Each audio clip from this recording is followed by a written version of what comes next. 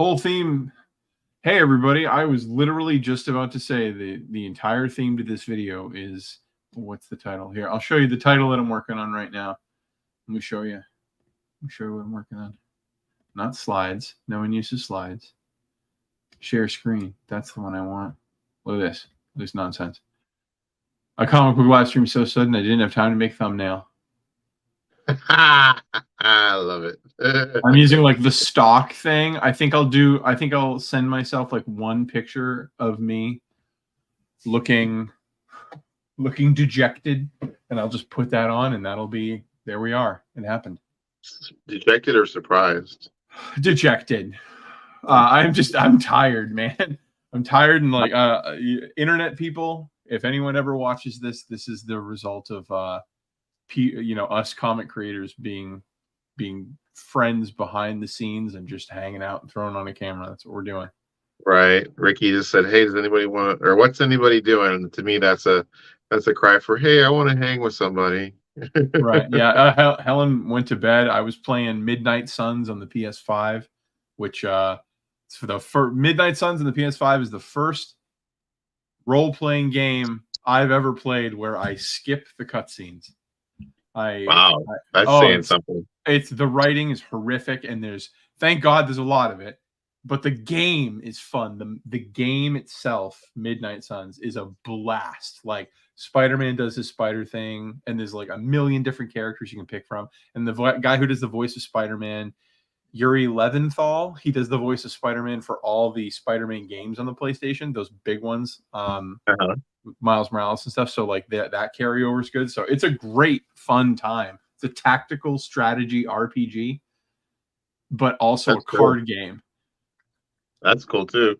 I know they got Wolverine and Doctor Strange, and I haven't even got to Wolverine yet. And the Doctor Strange, you start with Iron Man, Doctor Strange, and then your character who's just nobody. But then there's Ghost Rider, there's Blade, there's Illyana. Magic. Yeah, Magic. Is that her name, Illyana? Yeah, that's her first name. Sorry. I don't. Is Hellstrom in there? Damian Hellstrom? I don't know who that is. I don't think so. So I have that game too, and I didn't get into it. I only played it like once or twice, just because it wasn't what I was expecting. Like it's that turn-based kind of card board gamey kind of thing. I'm sure it's a board game. That's the best description. But I just didn't, and then I put it up. But I do that with video games all the time. Like I'll play them, and if they don't hook me, like I never play them again. So, but maybe I should try it again. Brian, did you bust 1,000 today? No, I'm sitting at 998. People, if anybody's watching that wants to sub to Ryan, he needs 2 more subs to break 1,000. 2 more, and then we get the massively great giveaway, right? Yeah. What do you get? What's the biggest book you're giving away? Oh, I don't have the number. Hold on. Oh, we flummoxed him. He's gonna be like, "It's my giant." So how you been, Ricky? I'm good. I overextended myself this week. People who are watching this live, you're getting like a real honest Ricky this week. I'm a big fan of like not saying no to opportunities. So any opportunity that comes up, I don't care if it's work, I don't care if it's YouTube, and YouTube is all about opportunities. People reach out to you, they say, "Hey, like, can you help out?" And I said yes every single time. And every single time I had a blast helping. I love helping. But boy, howdy, I a little overextended myself a little much this week, and I got pretty tired. Hey, it's Mr. Akins. What's up, buddy? What is up, fellas? There you go. Ryan was just about to show us the big giveaway that he's got going on. Oh, because I'm 2 subs away. So, Omnibus Secret Wars unopened. Oh, wow.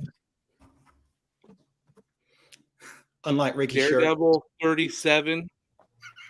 Oh, nice. Doom cover. Yeah. Doom 124 X-Men. You gotta have a good Colossus cover in there. Yeah, I had to get one. ASM 55. The foily one? Yes. No, it's not a foily. It's just one of the variants. The Mylar. I Gotcha. want to do this view, but with one person as the star, and I don't know how to do it. No, I'll tell you how to do it, Ricky. Yeah. Go back. Just grab my box and drag it to your box. There you go. Look at that. That's a Ooh, nice book. That was like one of the Little- original little- first variant covers. 90s embossed chrome, all that good stuff. Then speaking of the Midnight Suns, There you go. Oh, okay. Ghost Rider 28. First appearance of the Midnight Suns. First cameo, yeah. And then we get into some of the labs. So I got this X-Men, Uncanny X-Men 198. So are these going all to the same person, or is it going to get split up? All to one lucky person. Oh my goodness! One person is just going to just geek out. Hit the jackpot. nice. Very Marvel nice. Premier 1. And I'm pretty this is sure I'm the in big- that. I'm in that drawing. big one. That's the big one. Ooh, I need a nice copy of that. I mean, I got some 135. copies, but I 9.6. think I've got two of them, but one of them was really bad and one of them is semi okay. I have another copy of it that's almost as good, but it's raw. And I just decided I needed a big one for one more big one, and I threw that in. That's super cool. That's a super generous giveaway. Oh, and a Funko Pop. I forgot to grab that, but a Venom Funko Pop. Oh, Mr. Akins, your favorite. Yes, my favorite. He loves burn Venom. it in effigy. There you go. You know, it might look like Venom from the movies, all black, little gooey running out. Okay, so when I started collecting again in 2020, I was just buying keys that were DC, just buying them, and I spent a lot of money just buying random keys that I liked of various quality, and then I would stick them in boxes and just label them with a picture of a key, and that's what I would do. And so, like, I don't know what we're gonna see in here. I have no idea, but I'm just A key, raw. I'm just like grab it into a box and sticking it next to me for display. Sticking your hand in a box. This is a hard one to find. Rip Hunter. Showcase 20, first appearance of Rip Hunter. It usually goes for like 300. I got it for 80 because no one was bidding on it, and I was like, all right, no one likes Rip Hunter, but it's a very hard to find Silver Age book. Nice. Oh, here's one. $25. Nice. First Superman Flash Race. Yeah, I like that one. Everybody thinks this is Damage. It always looks like Damage. His It gun does. shot. But it's the bullet. Oh yeah. And then, that's like, Alfred, right? That's Alfred down there? Yep. That's I mean, Alfred I didn't read it. Yeah, somebody was telling me the other day, it was like, do you know who it is down there shooting the gun? And it's Alfred. Oh, Alfred. This $30.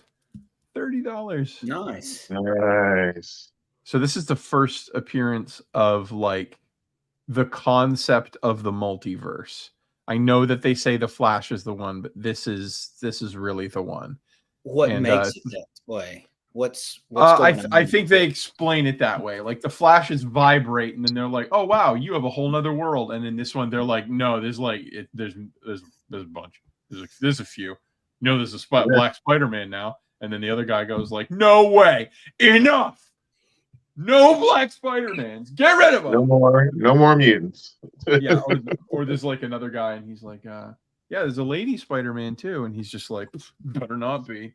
Not Is that a mine, Gil bro. Kane cover on that Green Lantern? I don't know. I believe that is Gil Kane. I would. I mean, that kind of would- looks like Gil Kane faces there. This one. First Nice. Zoom. Someone Some wrote of the on other it and tattoos. they were like, "Oh, it's trash." They're like, "Oh, I don't really care how much you like," because someone wrote on it. I'm like, okay, but I think it looks like it's flashes. Because it's flashes. Yeah. Yeah, Yeah, flashes. yeah, there's multiple flashes. I love this one. It's some kid who thought he knew the like. Oh, DC doesn't know how to spell. Yeah, There's two flashes, and they put a big S on. Hey, Ricky, there you go. Oh, you got one too? Okay, I got one too. Oh yeah, yeah. I love Ray Palmer. First Felix Faust. That's a crazy cover. That is crazy cover. Yeah, he's effectively fingering all of the Justice League. Wow. I mean, effectively. I would say that's more of an impaling than a fingering, but you know I mean, Matters on whether or not they're enjoying it. that's Yeah. true. Enjoyment level Enjoyment level is the 7.5. this is one of those stupid comics where like they made like 10 appearances of the Justice League, and then it was this issue where they're like, oh, this is how they met. So it's like the number 9. So they had Brave and the Bold 28, 29, and 30, because Brave and the Bold was like a preview series where they'd give you 3 issues, and if the fans liked it, they'll sell you more. So Brave and the Bold 28, 29, and 30 were the first appearances of Justice League. And then they had 8 issues of Justice League, and they get to this one, and then they're like, oh yeah, we'll tell you how they met. They were just a team. They were just a team right from the get go. Like Yeah. Oh, they were just like, hey, we're here. Hey, headquarters it's and all that stuff. this is, I think, my oldest Justice League 4. This is when Green Arrow joins the team. I think I paid like $20 for this. There's like, for the longest time, all y'all Marvel heads were just driving up the numbers, and it was great. and the DC books they sent, like this one, $60. First Monsieur Mala and the Brain. nothing I beats love a Monster gorilla Mala. with a He's machine cool. gun. What was that, Aiken? I said nothing beats a gorilla with a machine gun. Yeah, cover. for real. Except for his best friend Brain and Tube. Yeah, and they have like they have established they have like a romantic relationship. Nobody knows how it works, but they do. Okay, cool. Yeah, Nice. that's where the hole is. So the book Mhm. is in spectacular condition. Oh, yes.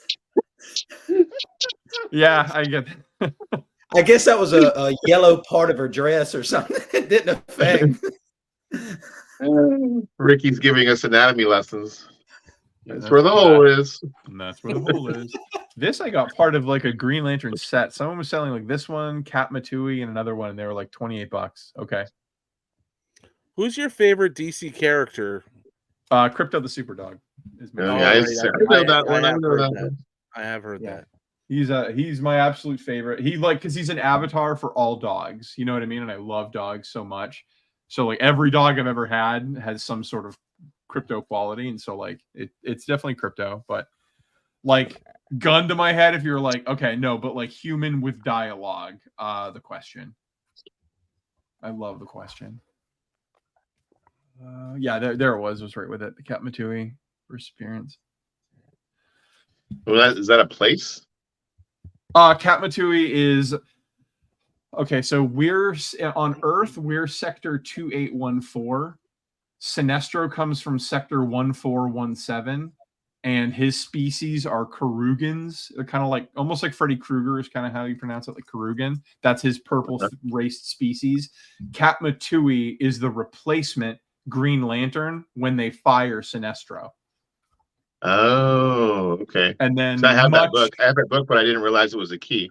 Yeah, it's Sinestro's replacement. And so like, what is a green, and her stories are neat because it's like, what is a Green Lantern's life like after they fired Hitler? Like, because their opinion of Green Lantern is this authoritarian who would give you the death penalty, Sinestro. And so like that's all they knew. And then when they got rid of him and they replaced him with like a kind, benevolent Green Lantern, she'll show up to help sometimes, and they'll be like, "Oh God, who are you going to kill today?" And she's like, "I'm not like him." So it added some cool stories. That's cool.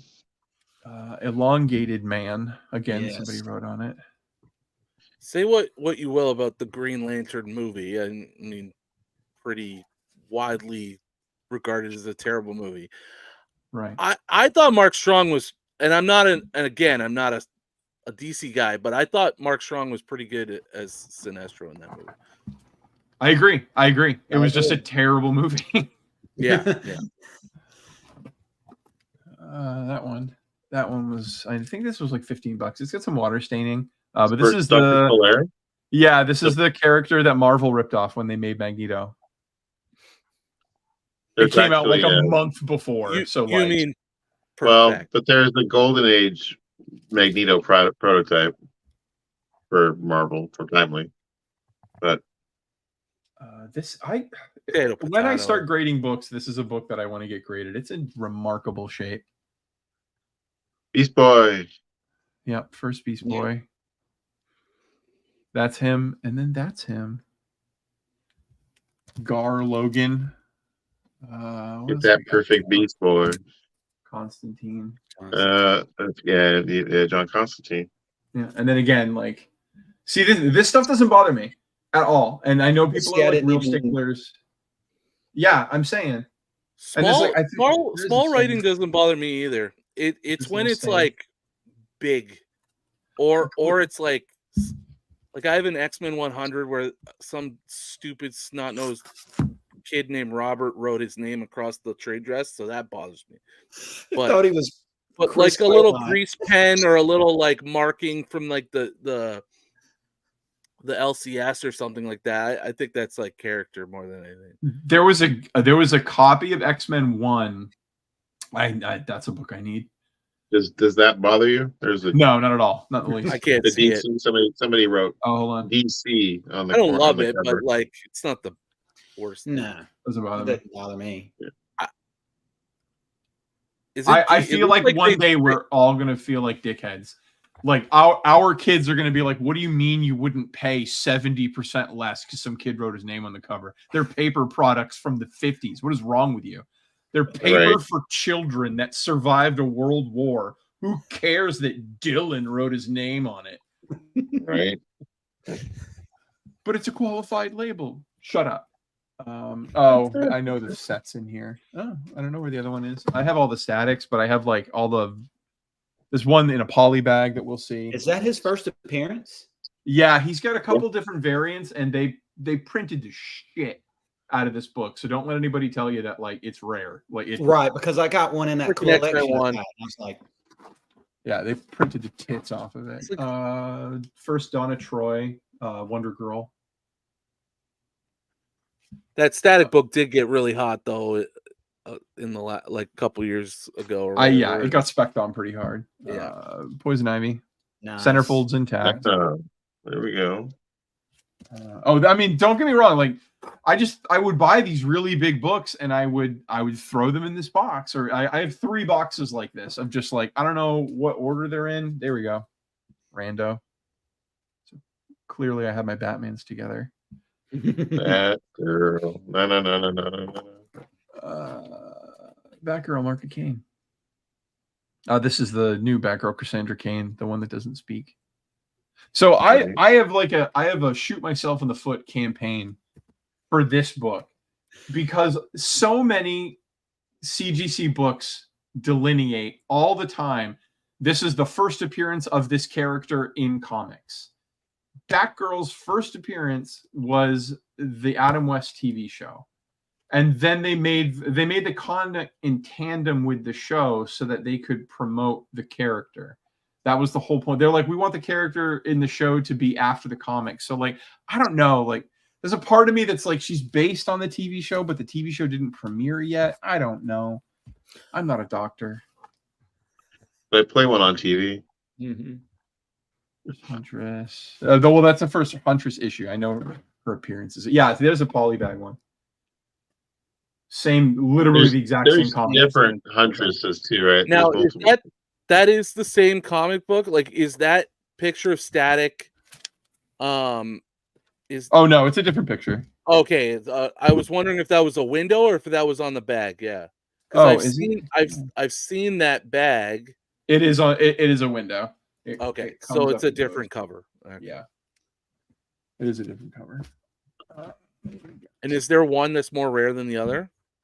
I don't think so. It was one of those books that like it came out around the time of like Death of Superman and stuff. So it was like there's a lot like at least after that in that vein of like print 1 million copies, the kids will buy them. Yeah. First cover of Dark Side. Ooh, nice. I think first Black Racer. I have all of the New Gods. I love the New Gods. I think they're really cool. First Bloodsport. This was another one that like jumped up on key lists because of Idris Elba in the movie, The Suicide Squad. But super cool. He was like a cool character.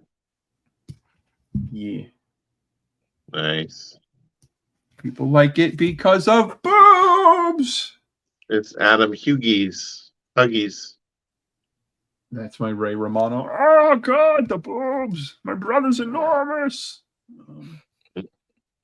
Yeah, the sketch one too. I bought the trilogy off a guy. I was like $50, and he's like, "Great, no, perfect." That was another one. I think this was 60. This is first print. You can tell because you'll see a Roman numeral 2 or Roman numeral 3 right here to denote the second and third print. You don't have to open up the book and look at the indicia. It's literally right here. If you don't see it's a black as sin Roman numeral, then you know you get a first print. And is that Bane's first appearance? That's Bane. Yep. It's a side series, Vengeance of Bane, and because it's a side I've seen series, the book a million times. It just wasn't 100% sure if it was. Yeah, because it's a side series, Alan would argue this is not his first appearance. Do you know the significance of the title? Sure if it's his first appearance, it's his first appearance. And there's the second one. So this is tricky. This is tricky for Batman fans. People buy these two books and they think I'm going to read this one and then I'm immediately going to read Vengeance of Bane 2. Incorrect. So this is the beginning prologue of all of Nightfall, where Batman gets his bat broken by Bane. The mantle gets passed on to Azrael, blah, blah, blah, the 90s. And then once you've read this and then all of Nightfall, this is the last issue of Nightfall. This is Bane. Bane has been beaten by Batman, the original. He's been in Arkham City, not Arkham City. He's been in Arkham Asylum the entire time.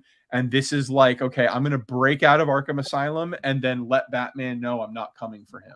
Batman shows up at the end of the book and he's like, we're gonna do this. You break it out of Arkham. And he's like, I'm not about revenge. Goodbye. And he just leaves to go be a DC character, I guess. But so don't just read this one and read this one unless you just want to skip. You want to see the first 5 minutes of the movie and then the after credit sequence. That's what these two are. So the title, Vengeance of Bane, Bane's daughter's name is Vengeance. I have all of those issues. That happens in the New 52, or is it? It's either New 52 or it's the DC Universe Rebirth stuff. Either way, I know I have it. I just don't know what pile it's in because I haven't read it. His daughter, Mad Love. This has an animal distinction. This is the first appearance of this is not only the origin of Harley Quinn. This is the first appearance of Bud and Lou, her hyenas. Which are great characters. If you like pets, heavy pet king. That one. First Harley Quinn in continuity. Yeah. First print. Just beautiful. Somebody read it, but like heaven forbid you read one of those things. Heaven forbid. You didn't read this shit, did you, kid? No. Good, I'll buy it. The Damian Wayne trilogy. The Damian Wayne, he's on the last page in shadow. Damian Wayne shows up and says his famous line to Bruce, "I thought you'd be taller," when he meets him. And then first cover of Damian Wayne. I don't know how you guys feel about Damian Wayne, but like I'm in love with him. He's a child who realized his dad is Batman. And so like he's been told his dad is Batman. And so like that's kind of his like, oh, I'm sorry, sir, we're out of pickles. Do you know who my dad is? Batman. And so like he's that annoying kid in the playground that's like, my dad could beat your dad, except like he's probably right. He's great in the Harley TV show. Yes, he is. And then this is the last important Damian Wayne key. This is the first time Batman 666. It's a future story, deep in the future. This is the first time we see Damian as Batman, like taking over the mantle. I'm gonna keep those together. But Damian was responsible for Alfred getting killed, so kind of mad at him. This is a stupid one. I want to make a whole video about this. This is really dumb. I don't know why I'm going to talk about this anyway. This is the first time Batman Begins shows up in a comic book. Batman Beyond. Batman Beyond. Yeah. So Batman Beyond shows up in this comic book. We don't know who it is, but we do know from panel interviews that Jeff Loeb considered it to be Tim Drake. In his head, it was Tim Drake. However, in the book, it's just, there he is, guy in multiverse. This is the first appearance of Batman Beyond, but it's been told to us that it's Tim Drake, and they don't tell us. They don't tell us who this is. But Terry McGinnis, isn't it? Terry McGinnis is the character. This is the first Terry McGinnis. Okay. Batman Beyond #1. This is the first Terry McGinnis, and then the story of these 3 issues ends in a rather stupid way, because they not only could they not make it easy for us, but this also has like 6 different editions. There's a free version that says free. There's a Six Flags one with a Six Flags printed sticker that they gave out at Six Flags. That's the one that I would want, because like that, it survived a kid going to a theme park for a day and then like survived the car ride home with a shitty sister and his parents' divorce, and he lives in a basement. That all of that survived, but you can tell the difference between them, because some of them didn't get the stamp, the ones that went to Six Flags. But you can tell because the one that was free always has a Jell-O ad on the back. I hate comic books. What am I doing with my life? I could do anything. I could have been a doctor, sitting here talking about fucking Jell-O ads. I really want that book. I want that book. This was $35. See, and I can't find one for $35. I need to find one for $35. Can Green Lantern can he visualize kryptonite and then? So all it is light. It's just light, what he makes with his ring. So as powerful, and the light is only as tough as your willpower. So that's why there's no overweight Green Lanterns, because they have the willpower to lose weight. If you see an overweight Green Lantern, just hit him. You're gonna win. That'd be good cosplay. Be like, my willpower is just so low. He's got like a little like rubbery green thing that like hangs from his ring, and he's just like this. If you see this, you can find this in 50-cent bins. You can find this in dollar bins. It's not significant except for the fact that it won in the year that it came out. What year was it? 96. Sure, we'll go with that. In 1996, he said confidently, it won the best. It won the best single comic of the year that it came out with. Eisner Award. Yep. Yeah, with the Eisner Award for like best single issue. It's a holiday issue. It's all holiday Christmassy stories revolving Batman series. They're all sad. Batman the Animated Series is wicked sad. This I love. I'll never get rid of this. It was like $8, but like the first 3 pages are chewed. But it's a Ra's al Ghul first appearance for $8. A kid wrote on the front, but like $8. So here's the thing, folks. Buy ugly books, buy destroyed books, buy damaged books when they're dirt cheap. Because I'm telling you, this is $8. The guy who was selling this at the flea market or whatever, how long before he's like, nobody's going to buy it, and he just tosses it. And then it goes away and it's gone forever. This ugly, stupid, deformed book that some kid loved. And so, like, would I like to get a better copy? Yes, but like that's a cool copy. So you're picking up Shelter Dog. What you're doing when you're doing that? It's an island of misfit toys. First print, no one cares. They made it Is this the set? This is the set. This is another stupid one. This is the first appearance of the Huntress. Which one, Ricky? Yes.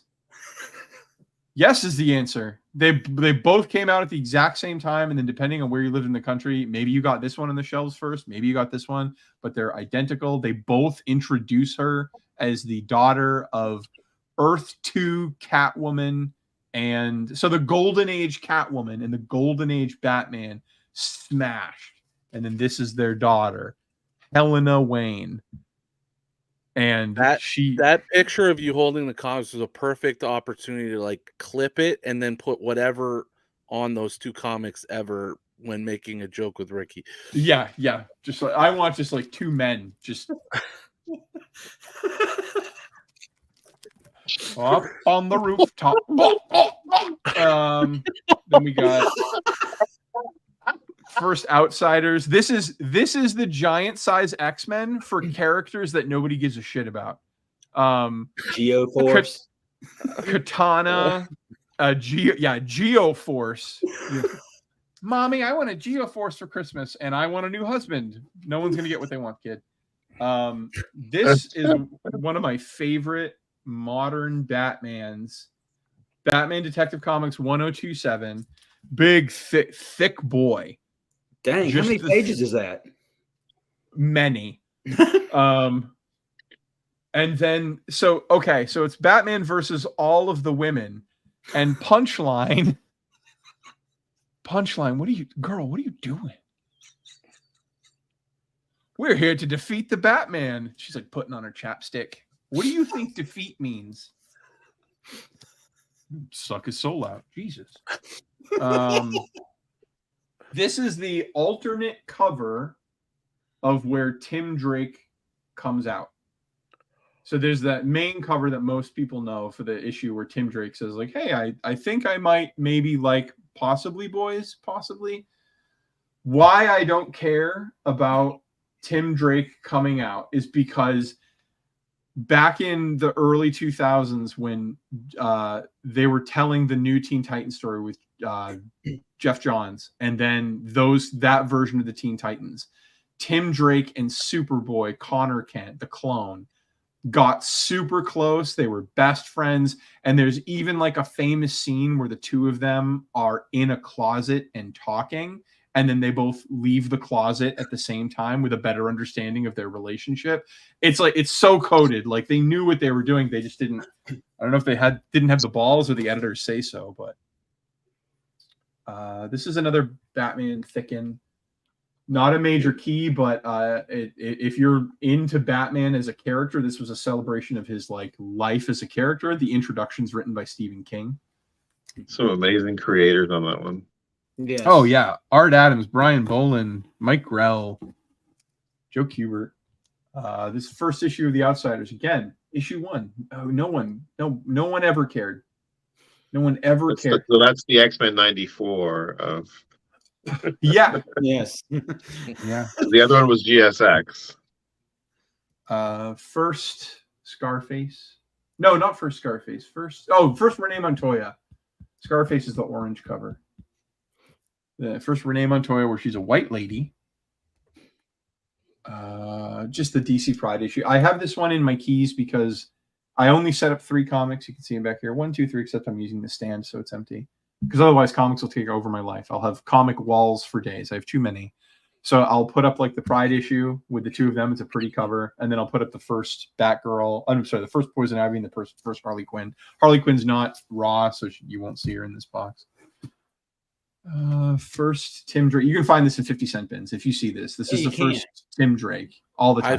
I've seen that a million times. Yeah. Yeah. Buy it when you can. Tim Drake's a huge character. He becomes Red Robin. Everybody loves Tim Drake. First Tim Drake in Sexy Boy Tights. Ryan looked up for that. I saw him looking down, and then I said Sexy Boy Tights. He looked up. Pervert. Yeah. Piqued my curiosity. Another weird one. So this is the first appearance of Magpie. However, at the exact same time, Superman had a book where Magpie makes her first appearance, and they both end the exact same way, where she's being carted off like, I would have gotten away with it if it wasn't for, gender inequality or whatever she screamed.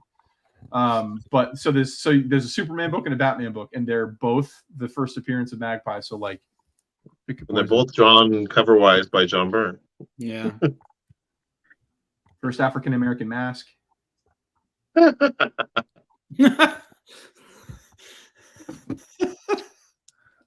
First print. I did not pay that. See, there you go, 9.6. Killing Joke. Brian Boland, who I remember when did a that book show. came out. Where you saw it on the shelves? Yeah, my friend bought it because he was the DC guy and I was the Marvel guy, and we would trade off. And he said, "Oh, you've got to read this. You've got to read this." And I was like, "Okay." And it was a really good story. And now he's like a billionaire stock genius, and you're here, so we know what company yields what results. That's the first. That's another 50-cent one you can find in dollar bins, 50 cents, because everybody overlooks it. It's a beautiful Mike Mignola cover, great. But this is the first Scarface, the little puppet.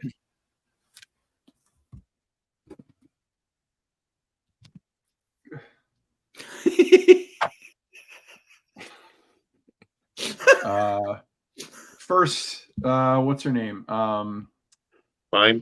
Mime. Thank you. Blackfire. African American Fire. This is sister. Yeah. African American Fire, Starfire sister. Yep. Beautiful Perez cover. Yes. We all know this one. That's that Death Rub guy. Yeah. That's not Deathstroke. Yeah. That's Deathstroke. Deathlock? Is it Deathlock? It's Deathstroke's son. That's who Deadpool was ripped off from. Get it? Deathstroke, death, dead, stroke, pool, like swimming. So they ripped His name is Slade Wilson versus Wade Wilson. Yeah. First Vigilante. Another George Perez cover. Yeah. I can't remember. I think this might be the first Miss Martian. Yeah, I think you're right. I think that's first Miss Martian. Something like that. First Nightwing. Mm-hmm. Get this book when you can. Like, it's pretty cheap. Mm-hmm. Everybody thinks there's damage here. It's not damage. It's just like the staple. I don't know. Like, the cover is not a true black. It's like a blue. So people look at it and they think like, oh, it's all damaged. And I'm like, no, it's just that they made a shitty book. It's old Flash. I don't know. Why would I spend money on this? I could educate myself. That is a key though, isn't it? This one? Oh, first Dr. T.O. Morrow. That's right. I've seen that book before. Dr. T.O. Morrow. Thomas Oscar Morrow. Dr. Tomorrow. You get it. You're smart. Tommy Tomorrow. First Heat Wave. I like Flash villains. I want to get Captain Cold one day. He's like my favorite. Like people give all the love to Batman's villains, but Flash's villains are actually the coolest. They're businessmen. We're not crazy. We wear these stupid costumes. We split the money 8 ways. Whoever pulls off the heist, they have a code of conduct. Green Lantern Corps #1. I believe this is the first Soranik Natu. Soranik Natu, this busty lady, that is Sinestro's daughter. They thought they had enough gas in the tank for the person being like, oh, the people of Karuger don't trust me. So they did it again, but it's his kid. Did you get that from my comic shop? Did I? No, this was I was at a flea market in Florida. Oh, and they put a barcode on there. They put a barcode on it, and it was $3. And I was like, okay. I can't remember the significance of this one. I don't know if there is. I don't know. There's so many comic books. How can I know everything? One day I'll die. This is the first Sodom Yat. He is a Daxamite. The Daxamites are cousins to the Kryptonians and have all of their powers except their weakness is lead. Yes. And so in the future, when there's like everything's made of plastic and Elon Musk tears, nothing hurts them. But like if you in this era, everything's made of lead. All of our paint's made of lead. That's why our kids are so smart. This is the first appearance of Alan Moore writing a short story where he uses the phrase "the Blackest Night." It's the prophecy of the Blackest I have Night. that book. There you go. So it's the prophecy of the Blackest Night, written by Alan Moore in a short story, and then like the Blackest Night story wouldn't take place for like 30 years. Kyle Rayner. This is a Green Lantern I grew up with, not this one. This weak little loser. No, Kyle Rayner. He's an artist. He's a comic artist, and because he's a comic artist with the Ring, his constructs are banana face crazy time. Hence the term fridging. Yes. Kyle Oh, yeah. Kilowog. This is another one you can find in dollar bins. People, this big guy, Kilowog, the guy who says Poozer, calls everybody Poozer, Poozer. It's him. He's a genius. Mint Hunters talked about that guy or that book a bunch. That's how I. This one, if it's $10 or less, buy it because it has a. That's a $50 book. No, you can. I'm telling you though, all the time, I've never paid more than $10, and this is like my 8th copy. I usually give them away because I just get so many of them. You can find it. It's an inauspicious cover. It doesn't look crazy. I'm trying to find the. It's the appearance of a bazillion different Green Lantern, or the Red Lanterns, Yeah. and the Yep. Orange Lanterns, and the Blue Lanterns, What are the they Lava called? Lanterns. Yeah. Yes, you got it. He knows. He knows what he's talking about. It has. Where is it? Don't do this to me. People are watching. It's art by. Is this Ethan? It's Ethan Van Sciver. No, Ivan Rice did the cover. I don't know if Ethan didn't do the interiors on this. No way. The cover. Oh, here it is. This enormous splash is the cameo appearance. I mean, it sucks that people consider this a cameo, but people are stupid. It's the cameo appearance of all of the colored Green Lanterns. So this is an inauspicious book. It's inconspicuous, not inauspicious. That means unlucky. Ricky, you're dumb.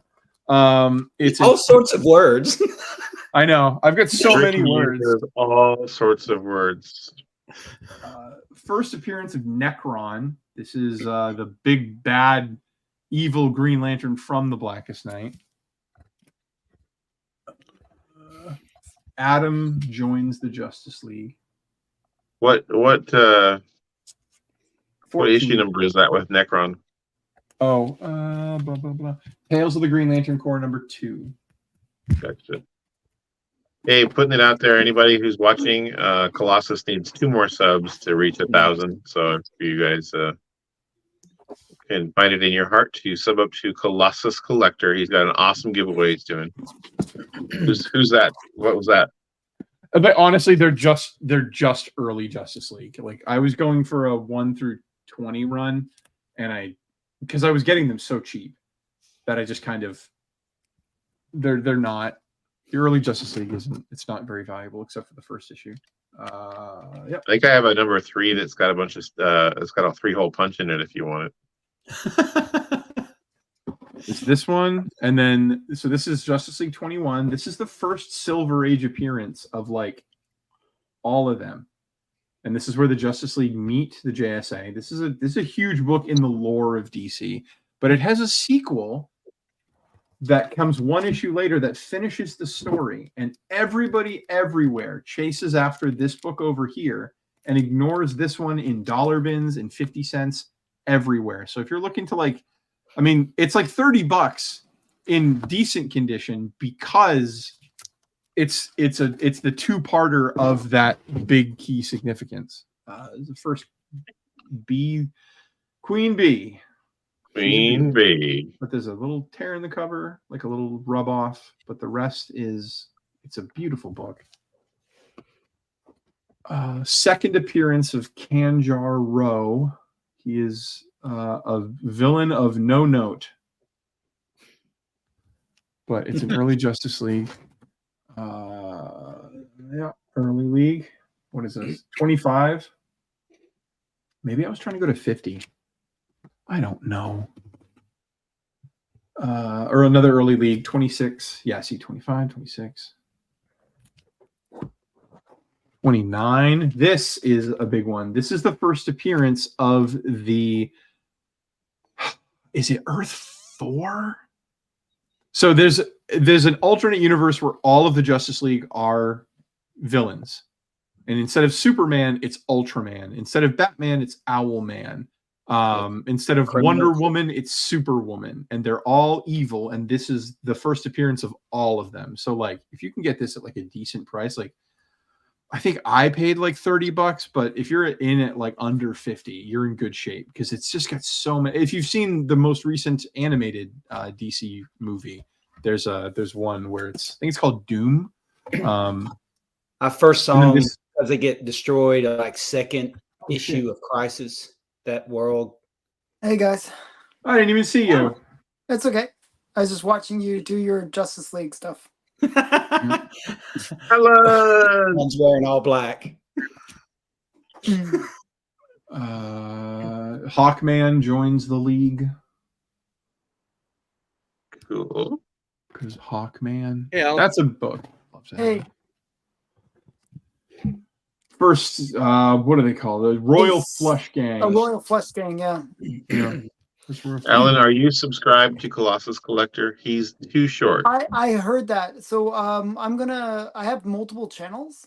So I will sub off multiple channels to you and help you out after. Thank you, sir. Appreciate it. Red Tornado. That was the first Red Tornado, the one you just Yeah, red tornado. Red Tomato. And then first this okay. You know what, we're doing it. This is a stupid one because this is another one where yes, this is the first red tornado, but what the red tornado is a wind god stuffed into a robot. Yeah, and this he's is like not the first appearance Ultraman. of the wind god. This is the first appearance of the wind god stuffed into a robot. So really, CGC should say this is a first costume appearance. If anything. Still only 35 cents is saying, hey. And that's yeah, the we did a first- show tonight that I'm gonna talk about in a second. That's Phantom Lady, actually. I think that last one. Yeah, first, well, I mean, since the Golden Age, it's Human Bomb, Phantom Lady, Uncle Sam. Uncle Sam. Yeah. But they even did it's kind of even like an homage to Justice League 21, where they're at the table and there's the smoke and then there's the other characters. Those except guys are what universe are they from? They're not from DC originally. No, they were an acquisition. So Phantom Lady was from Fox and Ajax, and there was a bunch of companies that had it before. Dollman, and there's a whole bunch of That's quality, yeah. First, Yeah, man, I have trouble with this book. This is another one. Black Canary joined. Canary. So Black Canary's first appearance is in the Golden Age. Yeah, I actually have her first appearance. But Yeah, it's the first appearance in the Golden Age, and it's like a $3,000 book. This version of Black Canary, this is still the Black Canary from the Golden Age. She's still from the Golden Age in this entire comic book. She's like, "Hi, I'm Black Canary. I come from, the Golden Age of comics." She doesn't say that, but that's still her origin. But later in this DC series, this Black Canary lady says, "Oh, just kidding. That was my mom. My name is Dinah Lance." So this is I don't. it's the first appearance of the second Black Canary, supposedly. Yeah, retroactively. Right, but through retroactive continuity. So like this issue in a vacuum by itself, she's not Dinah Lance, she's not nobody special. But late issues later, she goes like, "Oh yeah, no, psych, I'm a lady who isn't that lady." The funny thing is, I only got that comic because of the legs. It's like Domino, who first appears, and then oh no, it's not Domino, it's Copycat, and now this is the real Domino. Exactly. Yeah, I got like 5 first appearances of Diamond, like the various books that she's Yeah, from. it's a bunch. I have this whole run in a box in there, so this is an extra copy because I'm addicted to a deal. And so this is the first Maxwell Lord. He's a psychic who gets nosebleeds when he takes over your power or talks to women. And then in this series, I love Justice League International so much because it's a story about, it's almost like a story that would take place in our real world. Like, how would you monetize superheroing? How would you make money off of it? And so Maxwell Lord is this like B, C, H tier hero who has this stupid power where he can mind control to a limited capacity, like stupid people, kind of like a Jedi mind trick is like the limits of his powers back then.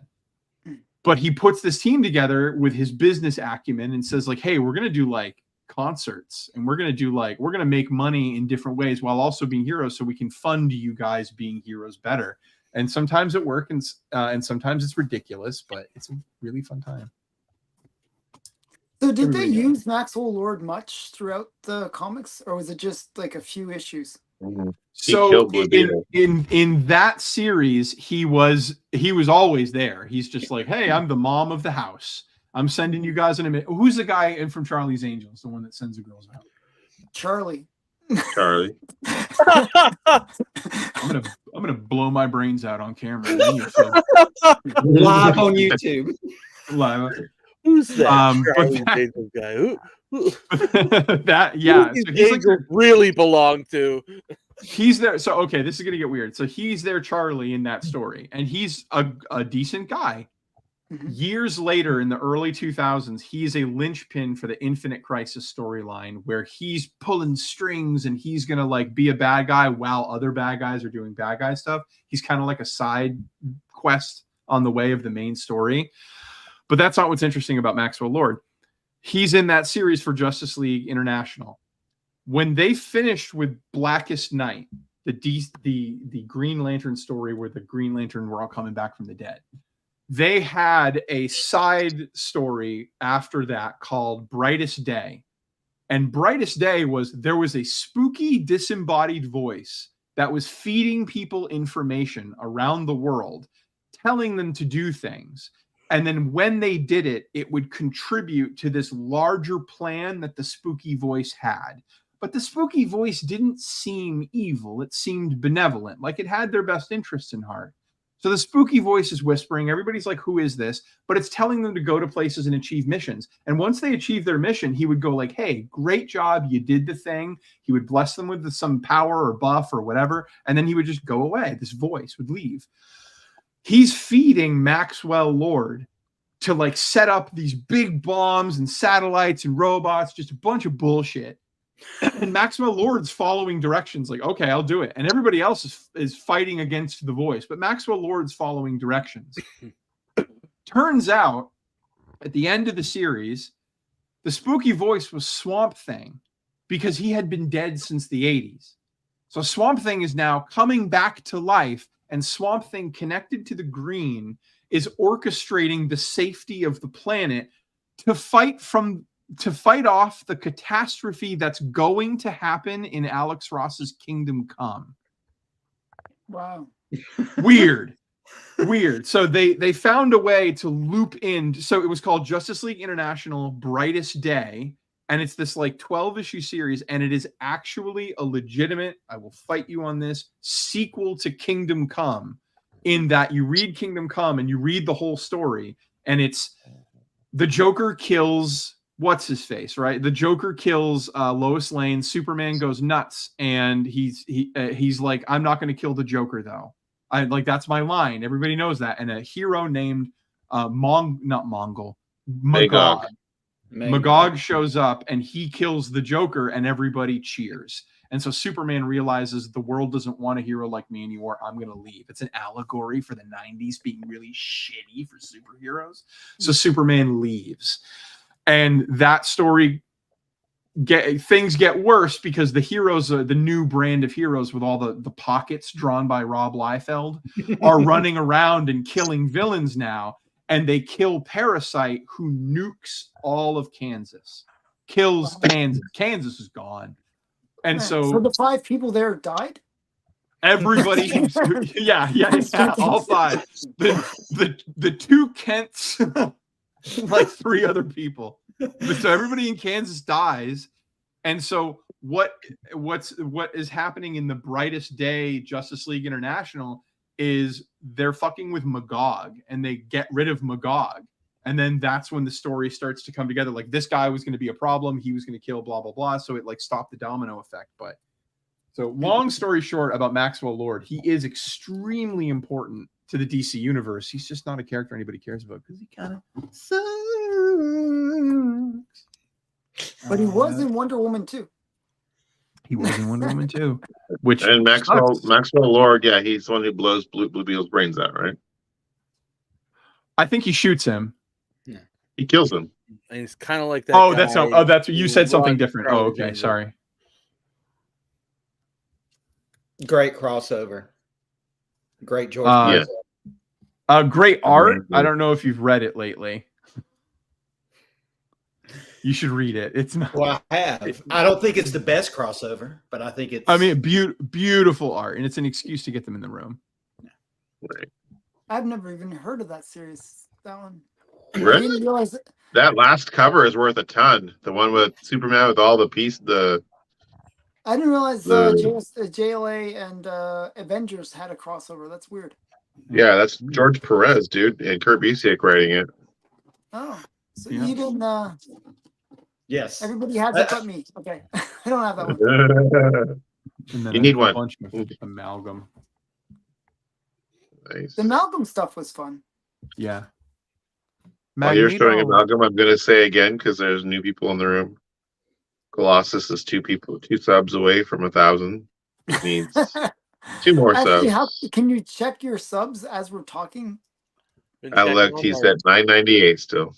Oh, this was stuck Together. behind another comic. So this is the only X-Men comic I own. Ricky got excited while he was reading that one. Wow. Such blatant disrespect. That's got an X on it right there. JLX. I could JL. get Yeah, I could get a DC comic and a 90s X-Men dollar book that isn't even X-Men. kidding, I'm not. You upset. know that He's it's gonna, trash. he's gonna light his cigar with it. Oh, you should do that. Would be pretty sick. I've actually thought That about would be like awesome. I've actually thought here. Let's do this. I've actually Honestly, thought- my dream is to one day have a home with an indoor cigar, like air filtrated like area, so I could smoke indoors and be on live streams, just smoking Wow. cigars. Wouldn't all your comics smell like cigar smoke? Well, that's why I wouldn't have all my comics in there. Like I would have like a separated area where I could smoke that's not mucking up my comics. That filters out the room, like he said. That filters. Yeah, I just mean like go and have just like sit on live streams in there, not have my comics all there. All right. That would be poor choice for preservation. Yeah, I think so. man, I've I bought actually this had collection comics from this guy. It was like smelled like cigars and everything stuck together. Yeah, I had some comics like that where it's like you could tell it was a smoker that had them or something. It was like Yeah, really- it seeps into not everything. really That's good, why not really- What you was- shouldn't smoke indoors. What's the worst thing you found in a collection that you bought? Me Yeah, or or Colossus? anybody. I was joking about my collection one day once it's all cigar riddled. I had one where there was a bag and somebody had poured syrup in the bag. It was like Oh it my was in the goodness. bottom. Whoa. It's great. It was in that big collection I bought, and it was just a lot of junk. And I was like, and I when I opened the box, I was like, is somebody cooking pancakes? Because it smelled like maple syrup. Wow. And I'm going through it, and I pick one up, and it was like, oh, these are really stuck together. And I pull it, and it's like a whole section of them. And in the middle one, somebody had poured syrup in one of those bags. And But it was the crazy. I was comic- like, who would have done this? I should have kept Like- it. Was there a and should have comic cleaned with it? Like Was a it- long time ago, or so it was like it was old still syrup? liquid. So I So don't it was know. relatively not that long Long ago, exactly. So So was it the seller Weird. that did that to you, or maybe? That Do they what? actually they might have done it on purpose when they sold it to you, or They may have. He was wanting to get rid of it. It was like I bought those things for 17 cents a piece, and it was all 90 stuff. And I was like, well, maybe I can find something. In 17 long boxes, there's got to be something in there, and there wasn't. wow, But but there was that. I wow, was like, wow, that's crazy. Trying to eat the comics. Come on, you know. Yeah, that's so only my only fear of buying a collection, that you know that all the good comics are get picked out, and then you just get like long box after long box of junk. and that's basically what I got. I've sold probably about 6 of them so far, so I've gotten rid of wow. them on eBay, but I've been selling them for like $1.13. Here's $1.13, but people have been picking them up On you know? eBay. Yeah, Is that even worth it? Like with fees and it. all that Well, stuff? that's the reason I sold it for $1.13 or $1.50. I'm getting $1 a book, and I'm like, well, if I've got 7,000 comics, if I can get $1 out of 650 of them, I've made my money back. And that's basically what I did. But I still haven't. I still got 4 long boxes. Why don't you just sell them in groups? Like just sell like 20 comics and say, hey, this is a mystery box. Well, I have put them in groups, and that's the reason I've kind of stopped listing, because at the moment I want to go through the last 4 long boxes and put things in, groups. Because sometimes a group will sell, but sometimes people will message me and go, "Hey, I only want this one. Can you just sell me that one?" I'm like, "Okay." And then but I've all got them. What about the cost of like shipping materials and stuff? Like, wouldn't that just basically Wipe out the price. I've- Yeah. wipe out the I profit? get my cardboard for free, and I know somebody that's got a bunch of tape. And so all my supplies have been free. The only thing that hasn't been free is I actually have been rebagging them. And then when I'll sell something for when I get something sold for $25, I'll go buy some more bags, and I'll go buy some more boards, and I'll rebag and reboard some of those things. But So are people literally 17 buying like, cents. It's like are they, really 50 cents. I got 50 cents in each one of them. So I'm selling each one of them for like $1, I think $1.70 something to take the fees and everything. So I'm getting $1 off of each comic. but how about the shipping costs and stuff like that? Do you add that on They top? pay So for that, they pay They for pay the for shipping, yeah. but my point is like if I pay like $5 in shipping for a dollar bin comic, it seems like a bit of a it's like some of those comics were 90s, early 2000 comics. And even some of those that I'm selling are like $4.99. okay. So, some of the people are looking at it and going, well, I can buy this. And it's almost like I'm buying it off the rack. It's almost the same price because I got it for 17 cents and I'm selling it to them for, I'm using media mail, which is $3 and something, cents. And so they're going, well, I could buy this from him and it's going to be $5. And that's what the comic book was originally worth. So they were going, I'll just buy it.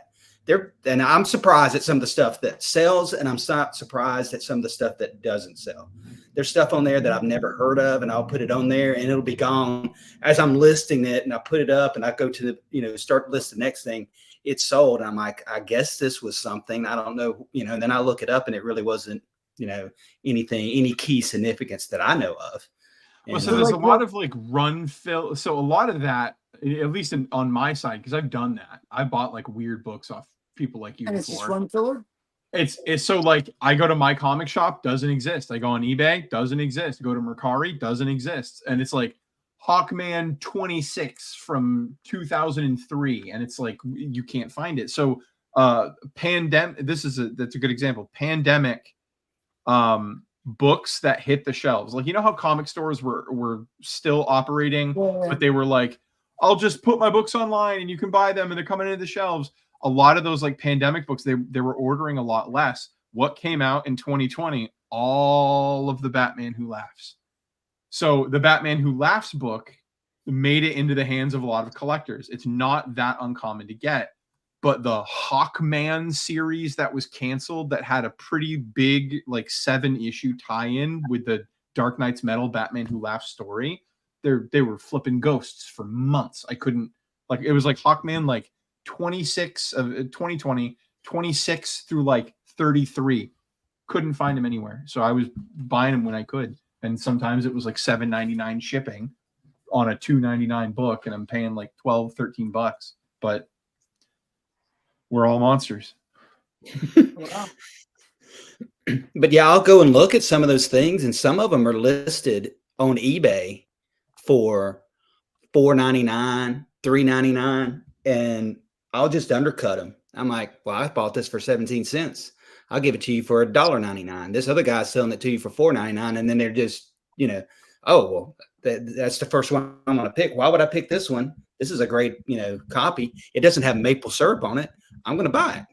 So are the maple syrup ones a premium, or how does it work? That one's already gone. I got rid of that one. Once I pulled those out, I was like, okay. I found a package of unopened Series 2 Marvel cards in one. Oh wow. But cool. there wasn't any cards that were in there that were expensive. Trying to think but of you don't open the pack. You sell it unopened, and then you. Yeah, I should have sold it unopened, but I just couldn't resist. Just had to open it up and see what was in it. I was like, it's free. I have all these slabs. I just got to open them up to see what's in them. Oh wait, as a Canadian, something maple syrup. As a premium feature. Yeah, see, that's what I said. Okay. I got to roll, sweet. guys. It's been a long day. Anyways, nice See you, chat Ryan. with everybody, and I'll catch you next time. And I'll get you those subs. Don't worry. Oh, thanks. I mean, they'll come, but no, I'll get you. Appreciate it. It'll be versions of me. His minions. Alan was my 1,000th subscriber. One of Alan. All right, see you guys. See you guys. See you later. Bye. Fucking kick I'm him like before he can literally leave. I falling kicked him asleep before he here. could leave. You look like you're, but I was like gonna say, is Bigby falling asleep? He's like, Bigby's Dude, he's having fun. I burned the candle at both ends trying to make that deal happen. I was up I was getting like 3 hours of sleep a night. Are you getting anything out of it?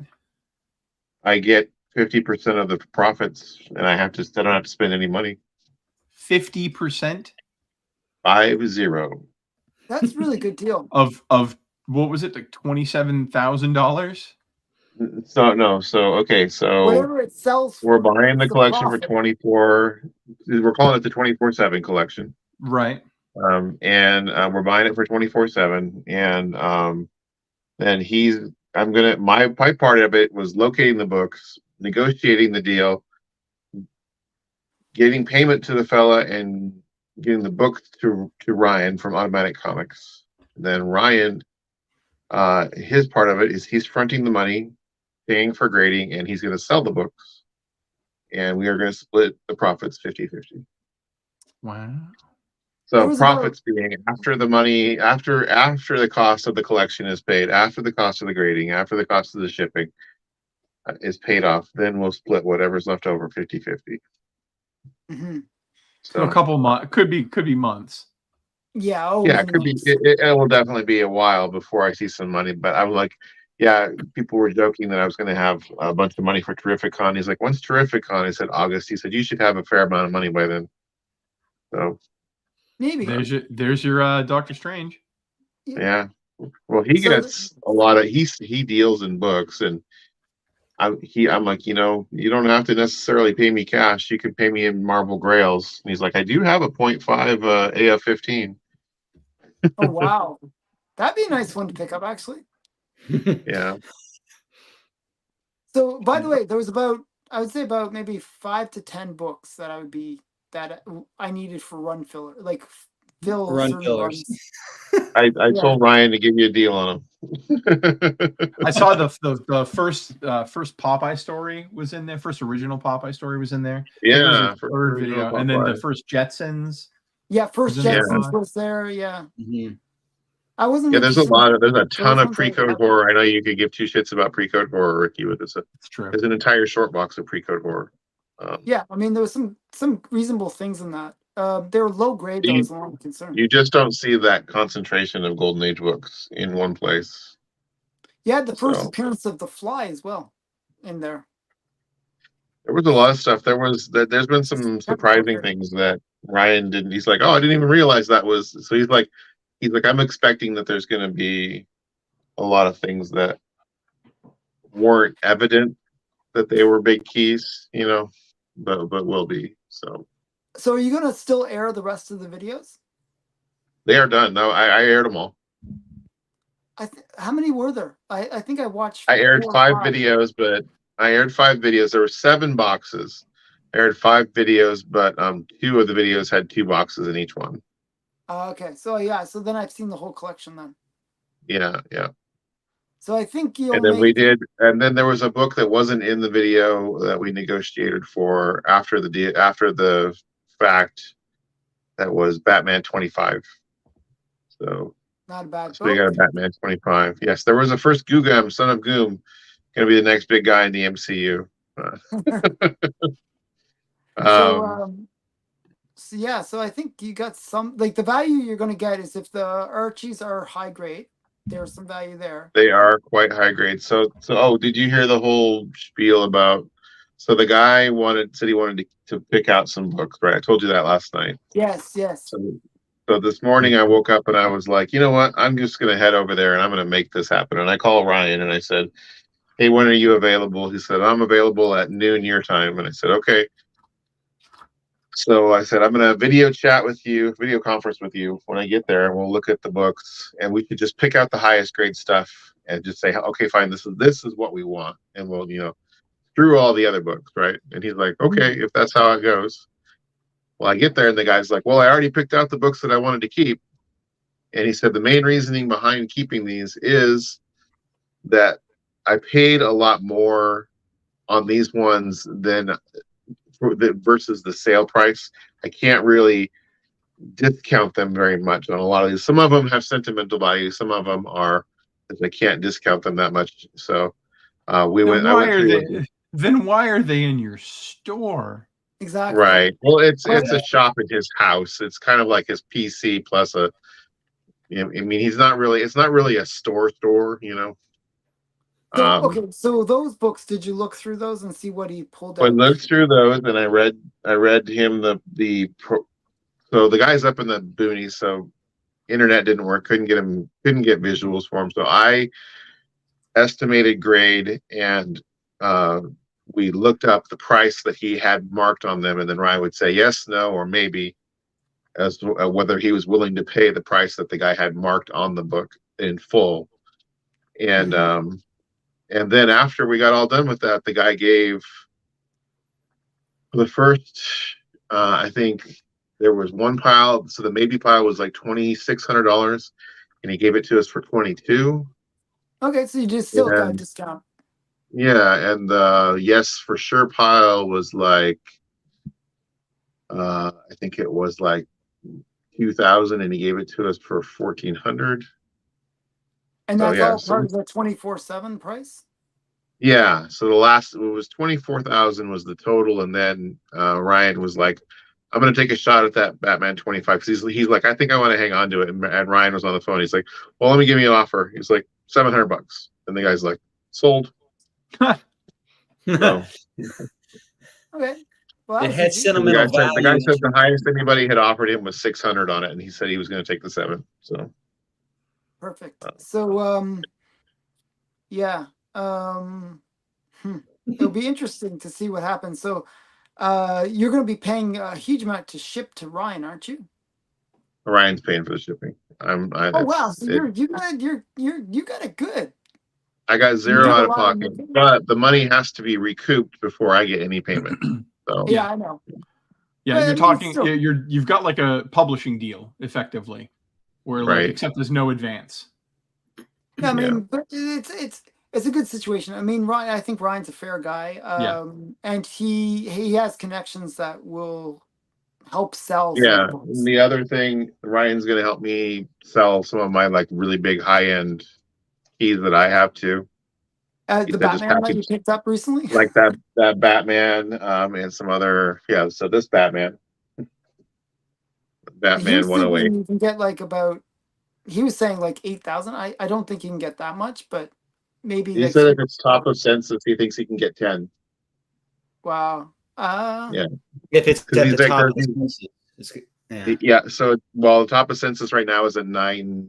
I think he said it was a 9.2 or a 9.4. Oh, 9.2, really? I think.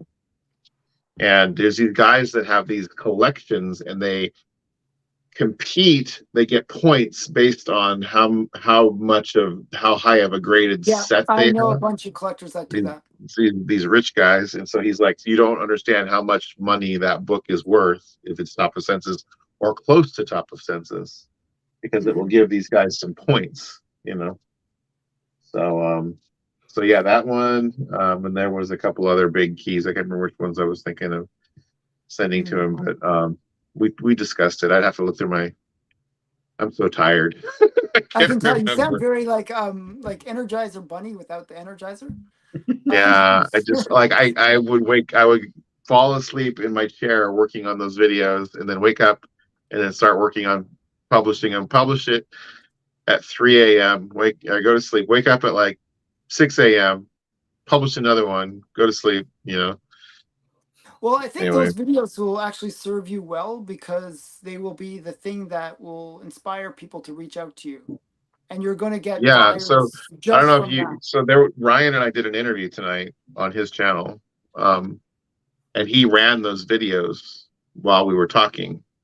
Nice. And he was able to run them on the sidebar, and so it was cool. I mean, I think it could work out really well. I'm burnt. So Probably. There's a lot of either really bad buyers on Heritage and scam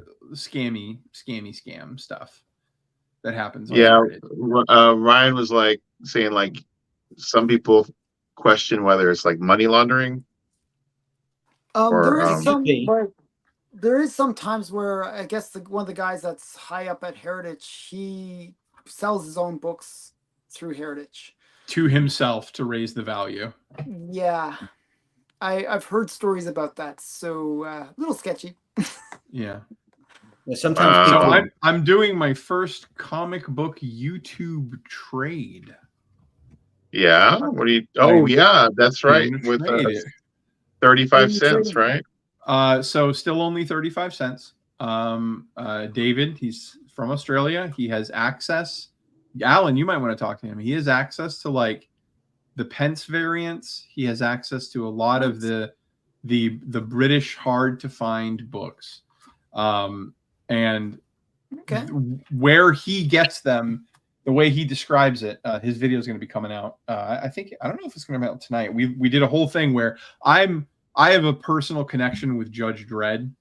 I had a shitty dad, but I had one birthday where my dad was like, took me out of school and said, we're going to go see any movie you want. And I was like, Batman Forever, 100% Batman Forever. And he's like, well, maybe you want to see Judge Dredd. And I was like, I want to see Batman Forever. You just asked me what I wanted. And I said Batman Forever. And he goes, well, don't tell your mom, we'll see both. And so I got taken out of school. My wife's in the background. You guys can see my wife. Oh, there she is in the corner. She does exist. Hi. You guys thought I was making it up. We did, yeah. Oh yeah.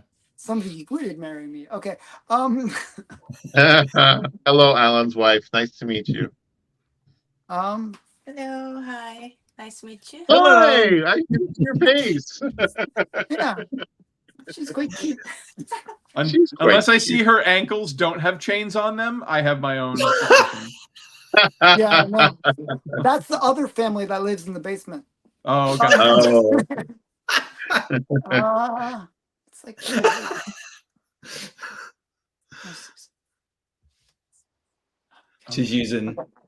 she's asking me something in the background. Okay, so is it time to go? Is that what she's saying? No. She wants to go somewhere. So she wants to go have fun. See, she came in. May I please leave for dinner? No, I said you ate yesterday, so you ate last week. Actually, she ate last week. I mean, come on. Yeah, you have the key. Can I have the key for the ankle bracelet? So he's got access to these British books, and I made kind of like a bold statement in one of my videos where I was showing off some of my books, and I showed off my House of Secrets 92. It's a 4/5. Wow. It's a perfect 4/5. It is pressed into a 4/5. There's no room on it. It is an exact 4/5. If it died and came back as another book, that book would be a 4/5. So it's locked in. And so I was like, so when I bought it, it was $999, paid $1,000, and already you can't find it for less than 15, like not 15,000, 1,500. It's just, that's the new market rate. And then anything less than 1,500 and you're in the threes all of a sudden. And so it is what it is. So I made a statement that I was like, I want Judge Dredd. I'm on an indie kick and I want Judge Dredd. So if I could get like a high grade copy, I know you got it, you piece of shit. You son of a. Jesus It's Christ. right behind me. I would be like, my wife just left me, and you'll be like, oh, here's mine coming in the room. How are you, Ricky? Like you're always got the thing that I'm talking about. I That's need the my wife. That's antidote. what And it he's is like, for. it's right here. Don't worry. It's like, So I like made up that. the river, not across the train tracks.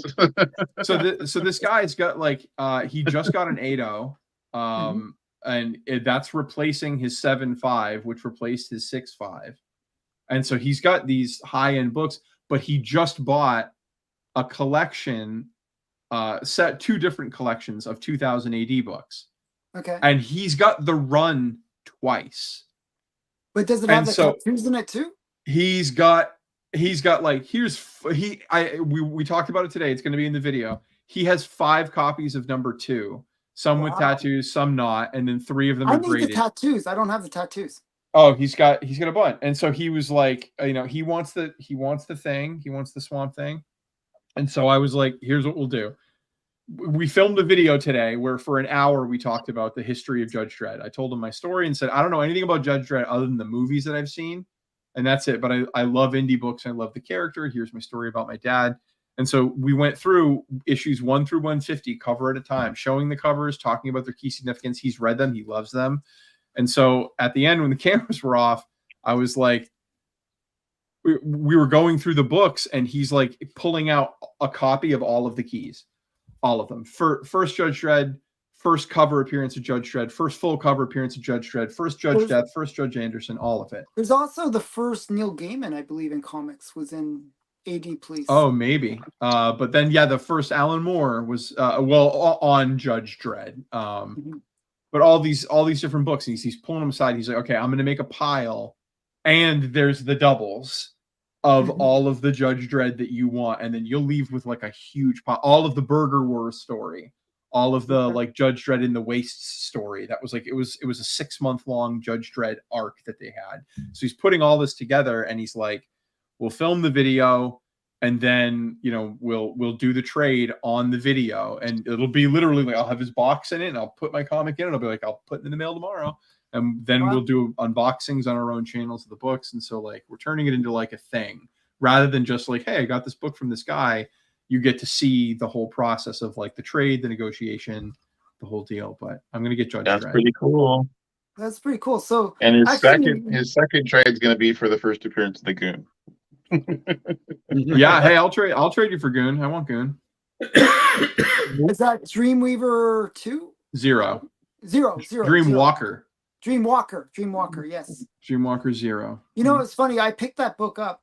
Oh wow, you got a slab copy of it. Was that an 8.0? Yeah, I got an 8.0 that should be a 9.2 or a 9.4 with a finger bend because they cannot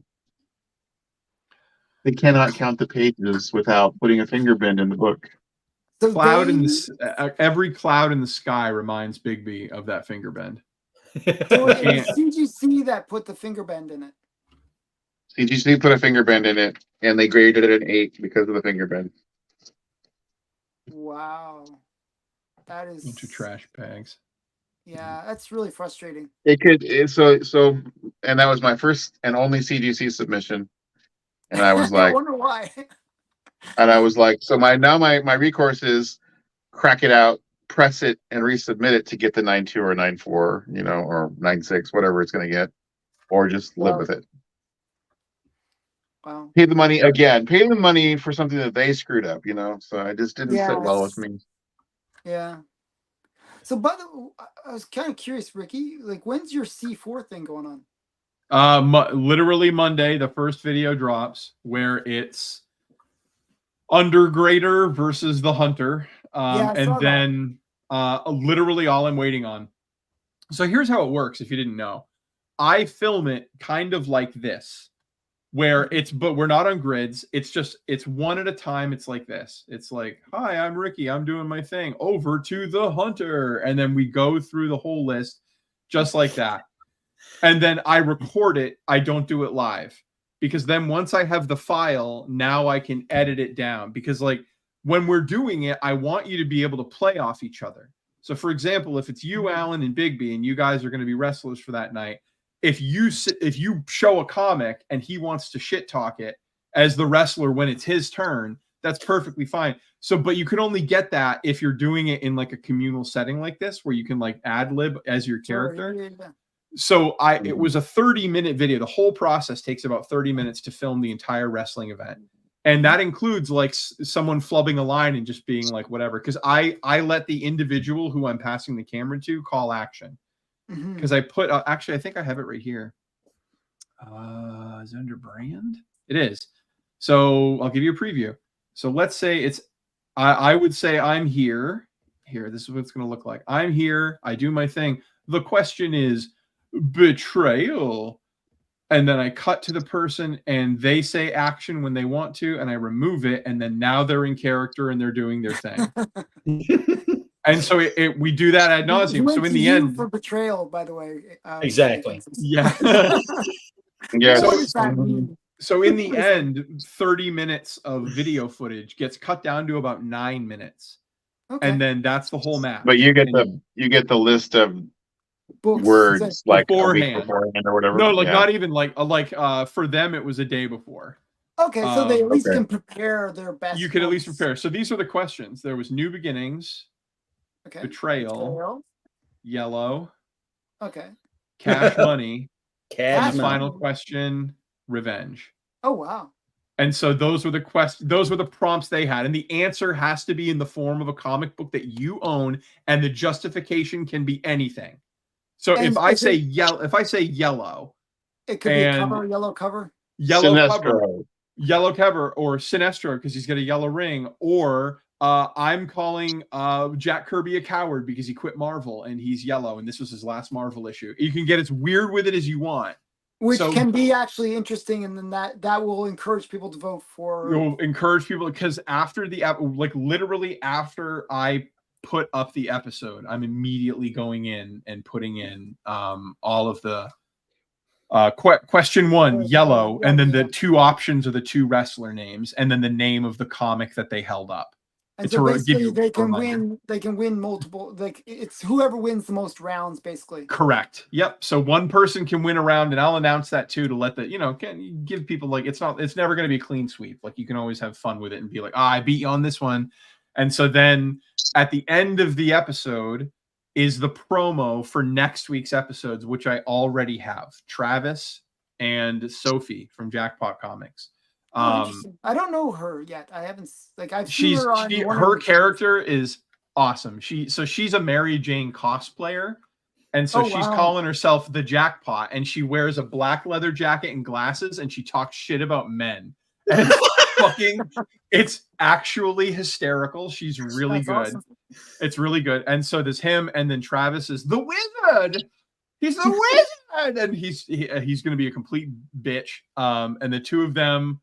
So the promos at the end where it says like next week I'm coming for you, and then the following week before the next match, the winner of the previous match is announced, and victory and concession speeches are given. So in that 30 minutes where I filmed the whole episode, at the end of the thing, I have you, okay, Alan, you're going to film you just won. What do you want to say for 30 seconds? And then just so you shit talk. Like, I'm the best, obviously. And then, okay, Yeah. Alan, you just lost. I'm going to get this guy next time. No one's going to beat me ever again. Whatever. And then, because I don't know the answers to who's going to vote for what. Yeah, you don't know what's going to win. I don't yeah. know, but I have a safeguard in place for whatever the result is. I can put up the victor. And then That's the cool. next episode airs in its entirety and it ends with promos. So if you haven't been counting, this is like 3 different plates I have to keep spinning with multiple different YouTubers of, okay, I need you by this day so I can have that. And then I need you by this day. And then we're all comic book nerds. So we're all fuck ups. And like people's schedules change and we're adults with children. So like things, so there's a lot going on, but like it's, That's cool. everybody's having fun. And you need like intro videos at least one time, right? And then you can reuse that over and over again, right? At least one time. So we're not doing like not yet. Like everything's still so new. If nobody gives a shit about any of this, it dies in the wash. But so I want to do the intro right now is me just like talking. Like you saw it. You saw the intros already. Yeah. It's good. It's good. So it's that ad nauseum. I have footage of people like spinning in place, looking tough, and then I make up bullshit about their character. So how many people watched that first video? Not a lot. It was well done though. You did an excellent job on it. I thought. I think what's going to happen is if it's successful. I was actually saying this earlier. So far it's been 5 days and only 124 people have watched. It's my 5th most watched video. Yeah. It's pretty low.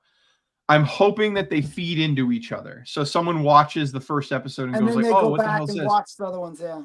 That's what I'm hoping. But the thing is, if this works, it works for everybody. It doesn't just work for me or one person. So if somebody sees it and goes like, "Oh, this is a really good episode. I'm going to hit subscribe because I want to see more of this." Something in that episode inspired them to hit subscribe, and it's going to be one of the wrestlers. And so then that person's going to get a subscription, because the other part of this is a hard promotion.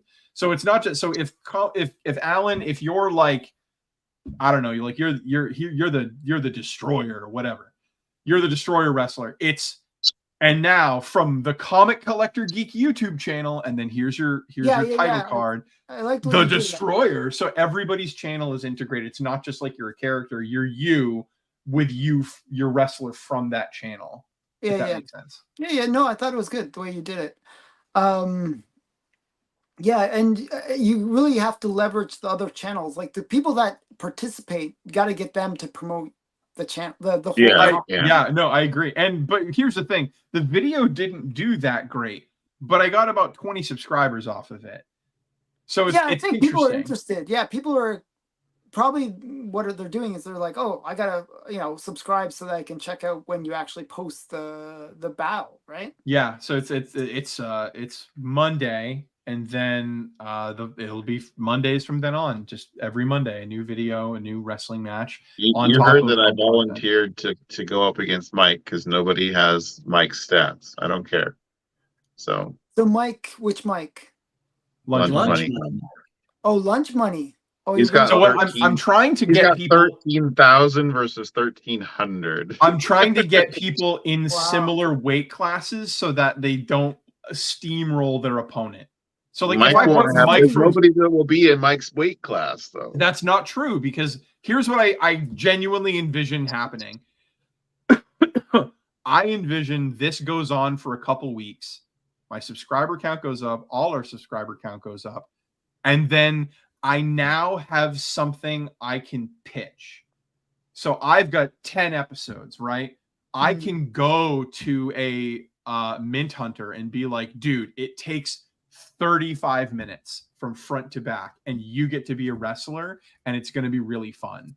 Mint Hunter wouldn't be in the same weight class either. Mint Hunter's like 30,000 subs versus Mike's 13,000. Mint Hunter's like but if I get Mint Hunter up against like a Comic Tom, that's like 25 and 20. You see what I'm saying? Yeah. I mean, the funny thing is, if you can get those guys involved, then it could be something pretty big, that where everyone's channels grow from it, right? Right. So, but what I'm targeting right now is lower channels right now, and then I want to build into like reach out to the 1,000 dares and be like, hey, you've got 3, and this guy's over here's got 3. You've seen what the show's about. And I explain the mechanics of like it literally the whole thing is about 31 minutes. So you film a 30. So the first thing I need is a promo. So you send me a promo of you spinning in place looking tough, or someone walking around you with a camera. Then I can use that to do my announcement.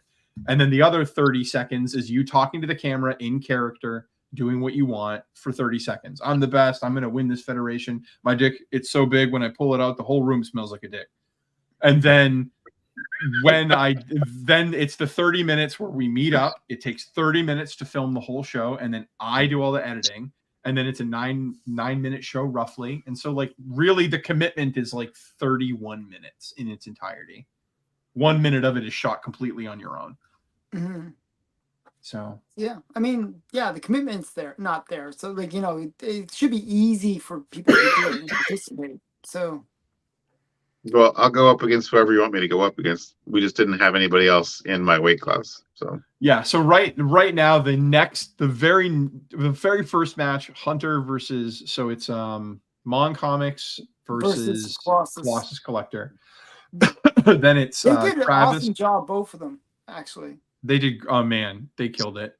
And then the next They one set a really high burr. Oh These are yeah, easy people we're talking Yeah. about. They're not going to be like that great. yeah. I mean, yeah. I think they really did kind of scare a couple different people that were like talking to me on the side, and they were like, "Fuck, I didn't think it was going to be like that." Like, because it looks really good. But that's all them. I didn't do anything for them. That was what they sent me and what they did. Mm-hmm. The second one is Jackpot and Travis. The third one is actually going to be Mr. Aiken and David from the Australian gentleman from Still Only 35 Cents. there you I'll go. order And the then mask. I'm waiting for the mask to come in. So if it doesn't come in, I think I'm going to shoot a promo. I'm going to try to do one tomorrow where I've got bandages on my face. Where'd you get all the cuts from? From reading comics. You hadn't done that, and then later on I put the mask on. So what's your character name? the rack. Can you see what's spinning on the rack? Have you Oh, yeah. read what's on the rack? Those kind of cool. I know his. I know 35 Cents. His character name. Hold on. You smell what the rack is cooking. Yeah, can you smell what the rack is cooking? To be the man, you got to beat the man. And I'm prepared to beat the man to be the man. Those kind of To be the man, you got Yeah, to it read sounds like the a lot of man. people have been watching wrestling too much. I think Still Only 35 Cents is going to be Slab Cracker. Slab cracker. There you go. I love it. He was talking about putting all his comics into slabs, and then I shot back a thing about him. Yeah, and I'm going to crack them open. What I wanted to do was find an old slab that's already broke, like break it over my knee, releasing the masses, release all the slabbed comics and let them be free so that we can read them. Oh, you can read this online? Guess what? You can't read the letters page online. You can't read Stan's soapbox online. That's good. So the long term, you'd think the long term goal is going to be me getting bigger channels. That's not the long term goal. The long term goal is that I set up a separate Gmail account and I have fans make their own I give them the instructions. This is your spinning picture. This is your promo. And then I will select two people. I'll reach out to the fans and I'll be like, this is how we're going to do it. We're going to film it. And here we go. Let's do it live. And then I put the people up against each other and then people get to vote. So it's like, if you have, that's the long-term goal, like making this like a format that's accessible. How long before the Hunter and the Undergrader are back in circulation? Who knows? Who knows? Because right now I'm 3 shows out and it is a ton of work. Yeah. It is a ton of work. It is a lot more work than I anticipated. Just balancing schedules and getting people to stay on task is challenging enough. And these are all nice people. So and they're doing me a solid. So I don't want to be a dick, but like getting people on board of like, okay, well, not this day, what day? Well, I mean, even like lot. my interview series was always a challenge to get people to come. Like, I'm like, it's only an hour. Just come on. Like, I'll do it whenever you want. And it's really hard to get people to commit to 1 hour of their time. I know. I haven't been on your show since I was on, and I want to be back on. And that's how you guys are all welcome to come back. Yeah, that's what's hard. And so like, and then the content, I don't know if I don't know how often you guys like watch what I'm doing, but like the Yeah, your content. content's good. No, but what I'm I saying watch is your like stuff all the time. it's very involved. Like it's a lot of editing.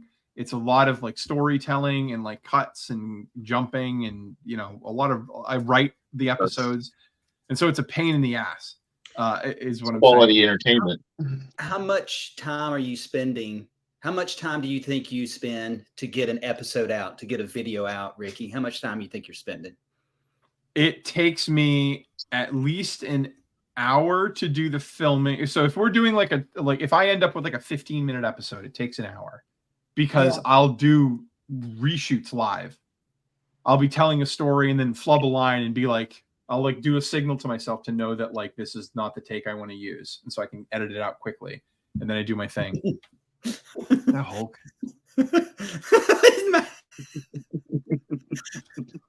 And then like an hour and a half of editing, depending on the difficulty. Because like if it requires multiple cuts and multiple shots and location changes and costume So your changes. one video is equivalent to my week. Yeah. Like what was the one that took the video that I made for you? That Halloween one, Aiken. Yes. That one took like 3 hours. Wow. Hey, whatever happened to the one that the Unsolved Mysteries one? Dude, I'm the worst. I'm the worst. I shot all the video and everything for you, buddy. I know you did. I think Ricky is probably like me. I get an idea, and if I can get it out, then it's good. But if I have an idea and it goes along, then I get other ideas, and then that one goes, I don't want to do that. I want to do these other things. Well, no, and that's none of that's even the sketches. I have so many like Saturday Night Live comic book character sketches that I want to do. I have so many that I've written. They're done. I just have to shoot them, but I'm a dildo. Like, I've got one where it's an HR lady, and I'm all the characters. So I'm an HR lady, and I'm talking to like me as me. And I'm saying like, look, people say things at work that get misconstrued, and there's not necessarily a reason to get upset. And I'm like, no, all this guy does is talk about having sex with me. Every time I see him, he talks about having sex with me. It's uncomfortable and it's gross. Literally ask him anything, and all he'll say is he wants to have sex. And she'll be like, what's your answer to that, sir? And it cuts to me in all green. Hulk smash. Hulk smash. And then she plays mediator, and she's like, look, let's reconvene. We'll take a quick 15. We'll come back and we'll talk about intentionality. And then I'm standing at a sink drinking coffee, and then my wife comes over and grabs my ass, and then I cut to me as Hulk leaning into my own ear going, Hulk smash. Like, so he is doing it to me. So that's one. I have one where I'm playing Superman and Lois Lane, and I take my glasses off and I tell her I'm Superman, and she tells me you're too fat to be Superman. And like there's that. I've got one where a dad is rushing into the emergency room because his wife is having the baby, and she's holding the baby, and she's like, she came, isn't it wonderful? And he's like, oh my God. And I've got a sign in my shirt that says CGC. So I'm CGC, and I'm running in, and I'm like, oh my God, my baby's born. I'm so excited. I'm so happy. And she's like, do you want to hold him? And I'm like, yeah, please. And then she hands me the baby, and I'm like, oh my God, she's beautiful. Isn't she perfect? Like a 6'5". Jesus Christ, Tom, out there, not in here. And so that's that one. I have Spider-Man. Is me and like 4 Spider-Man villains. I'm gonna be like Doc Ock, Rhino, Electro, and then Black Cat. And then Spider-Man is going thwip, and he's thwipping the bad guys, and he gets Doc Ock's legs, Rhino's horn, Electro's hands, and he shoots his web all over Black Cat's boobs. And they're like, whoa, buddy. What the hell, man? Like, that's not. And he's like, what? Yeah, she's a criminal. I'm just capturing her. And they're like, yeah, but like, a little tone deaf. And so like they're turning it on him. Like, no, you're criminals, dickheads. And they're like, And then he's like, fine, okay. And Black Cat's the one that's instigating it the most. So then he shoots it at her face to seal her mouth. And they're like, gross. And so it just escalates to them thinking it's super nasty. But I've got so many of them. And but it's like, when do I have the time? Yeah, I mean, if you did those, I think you'd do well. Like if you had like a channel of just those sketches, Yeah. I mean, Yeah, if it those are works, awesome. it Have works. the time to do them. He needs to film them and then send them to somebody to edit it all yeah, up. editing is the killer. Is the killer. It takes a lot. It takes a lot of time. That's why I don't edit my videos. I don't. Ryan, did you see the thing? Or not Ryan? Alan, did you see the thing where Ryan just realized that they took out the cap on the high grade book or high dollar books on CGC?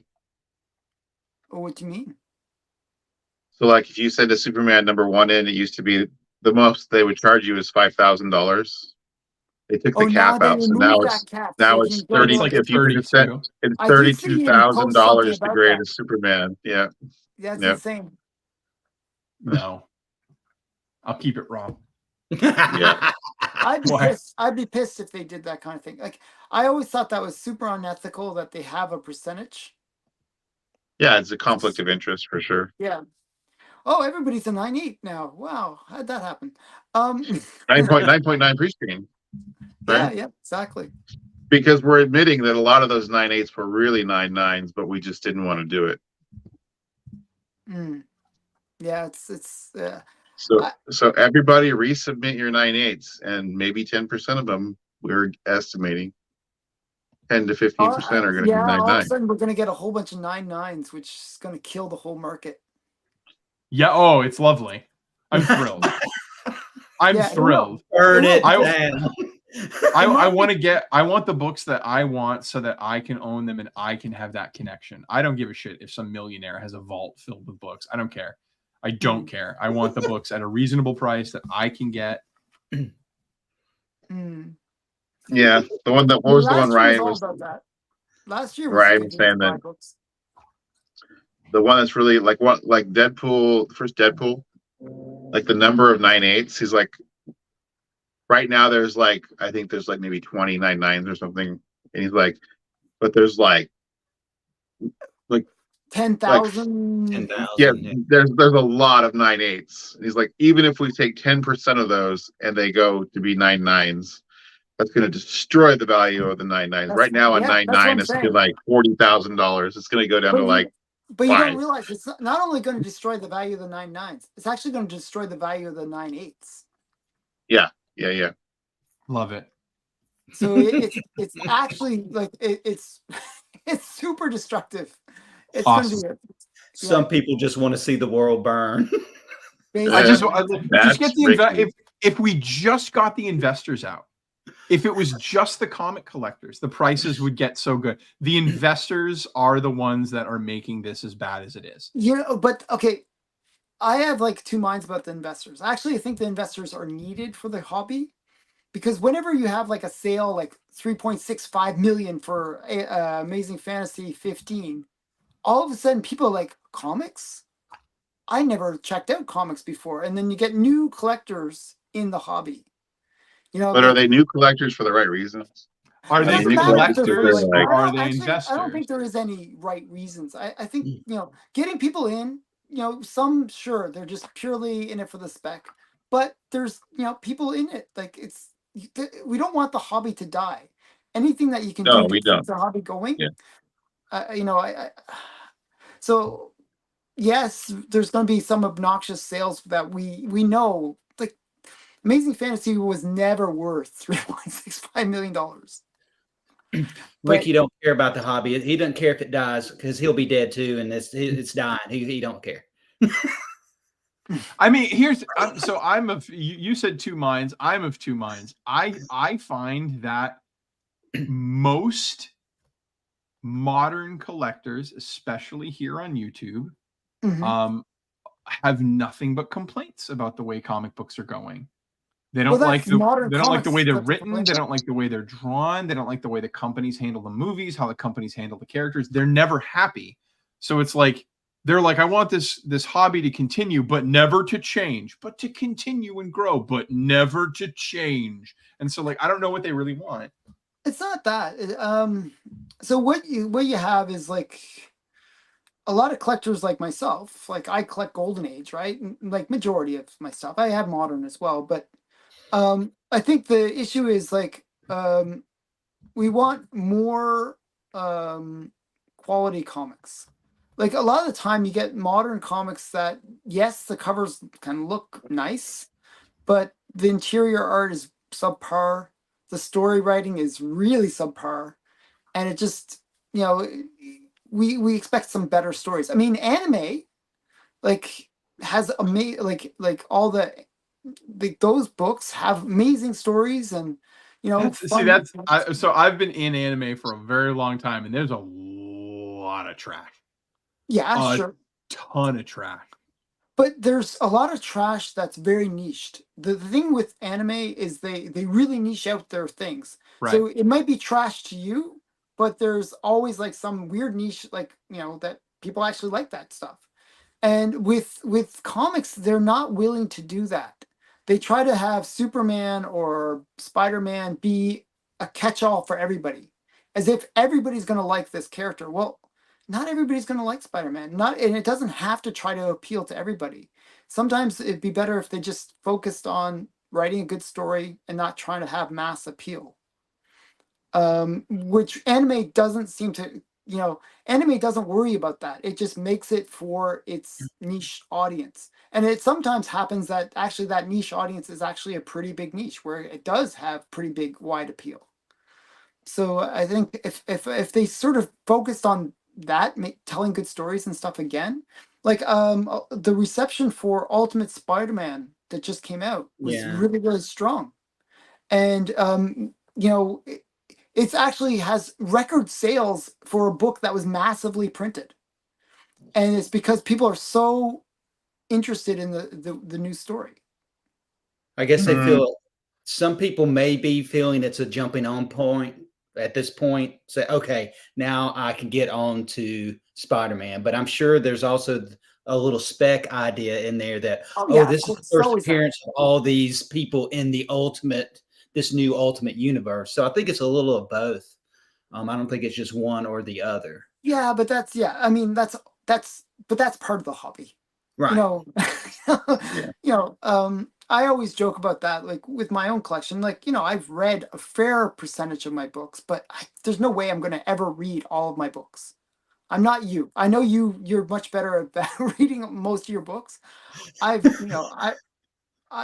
read maybe 10 to 20% of my books, like something like that. It's not even close to like majority of my books.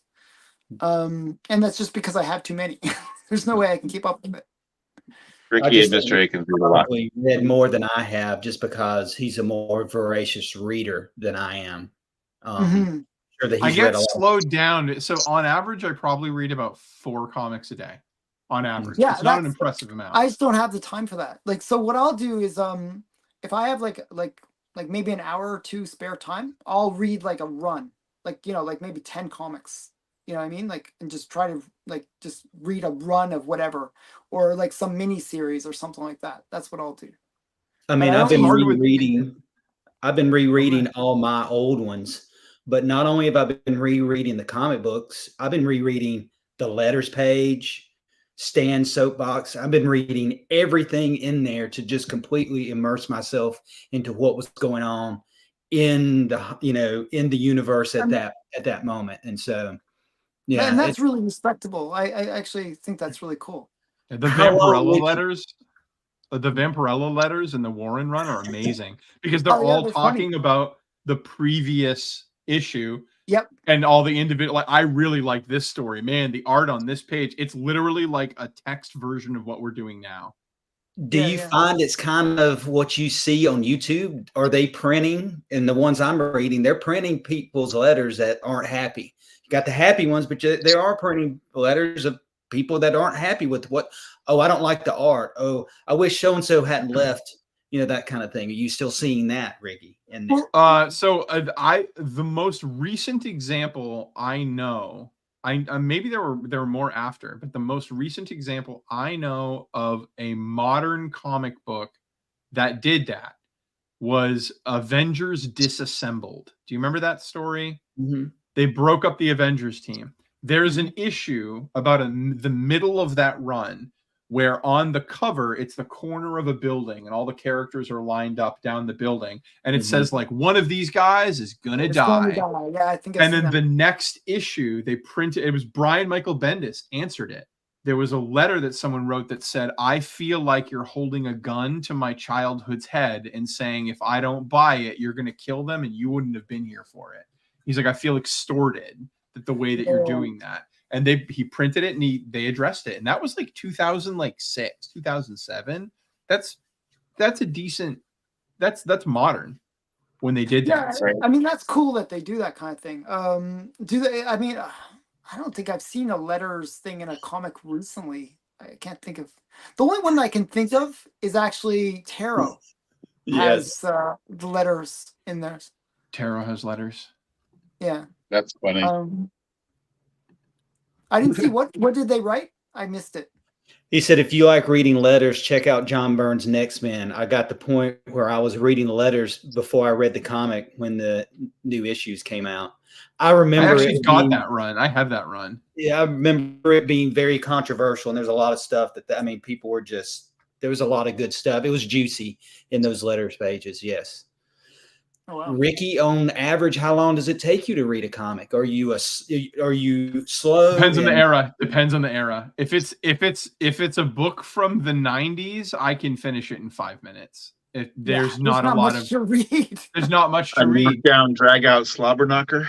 Yeah, it's like it's another splash page. It's like 6 pages of Cable's Pockets by Rob Liefeld, and it's just it's the worst.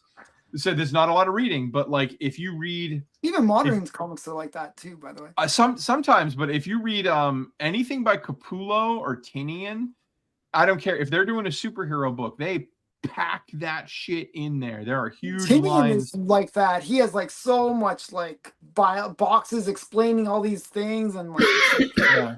Tom King does a lot of dialogue. Sun Lake was like that. Like, yeah, Tom King does an incredible amount of dialogue. So it depends on the writer, but then like, man, I'm picking on Rob Liefeld a lot tonight.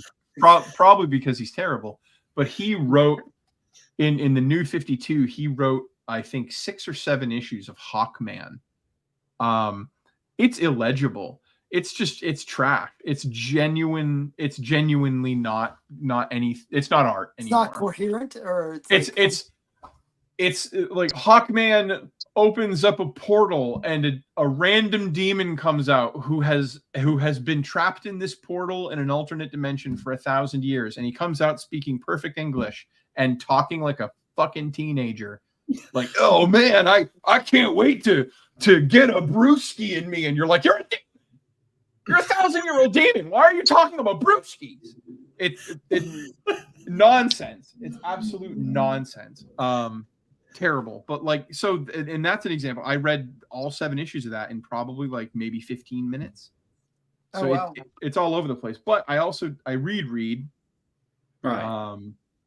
And that takes up a fair amount of time. Like, I mean, this is like size 2 font, Pride and Prejudice. But I like reading a lot of classics. Actually, I really like the classics. I like modern books too.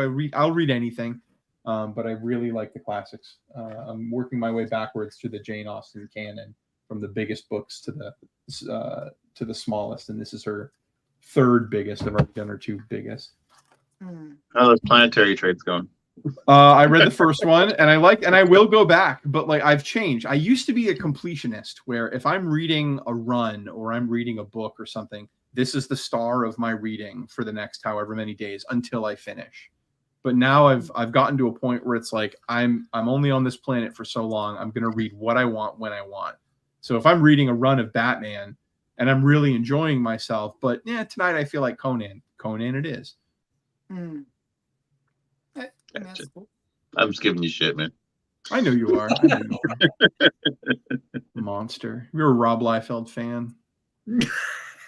So you read the first one. So stories in the first one. I really liked the Hulk story where they're talking about what happened to him, and basically they put him at the bottom of a freaking pit, and they blasted him with lasers until he starved to death. He never got out. And which series? That's Planetary, the very first story. I They're don't talking remember about that. basically I thought the characters that is an allegory for the Hulk. I think it might come from a later issue because the first one was it had the monster island that was like Godzilla. It had the that ghost. was '3, I think. It had the ghost cop. Yeah, the very first series. issue was the very first prelude issue was talking about the Hulk, basically.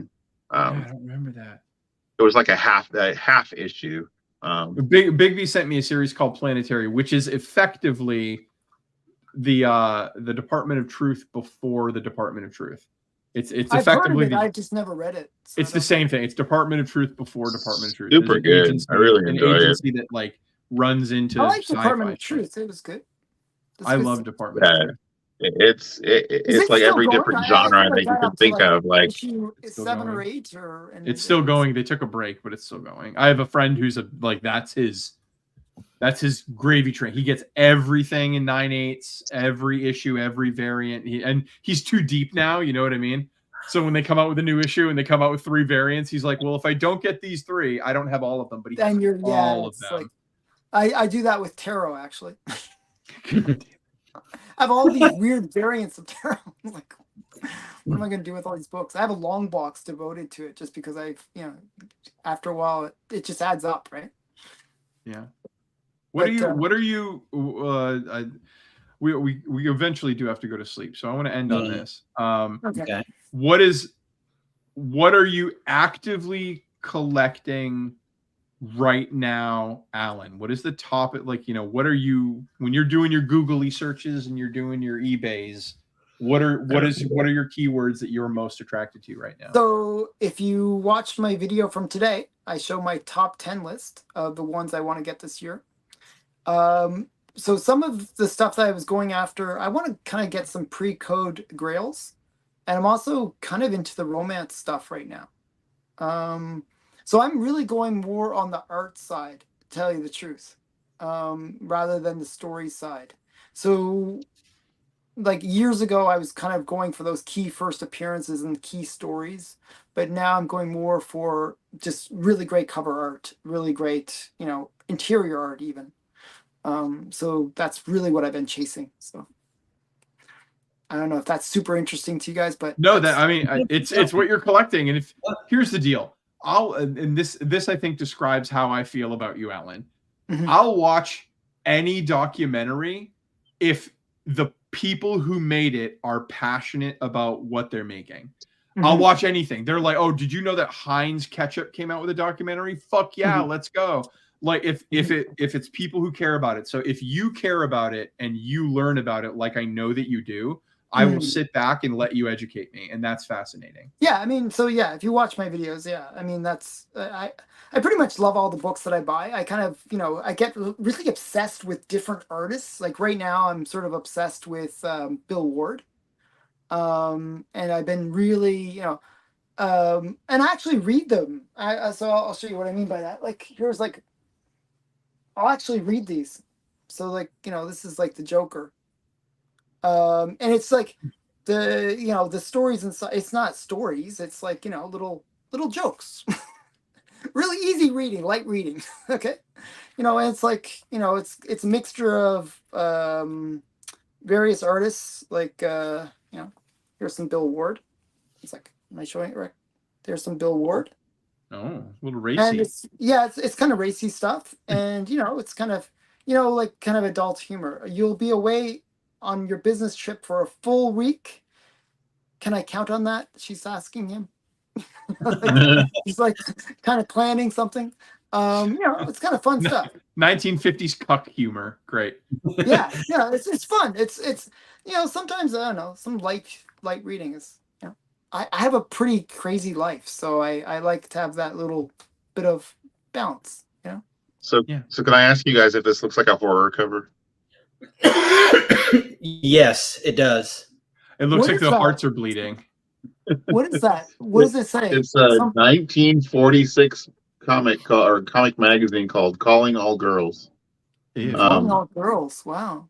Yeah, and so All of when them. we wrapped up the deal with that guy, he said we could pick 20 books off the spinner rack, and this was and so I was talking with Ryan, and he was having me pick different ones, and I go, I saw this one, and I go, okay, I'm just making a judgment call. This one it looks like a horror cover.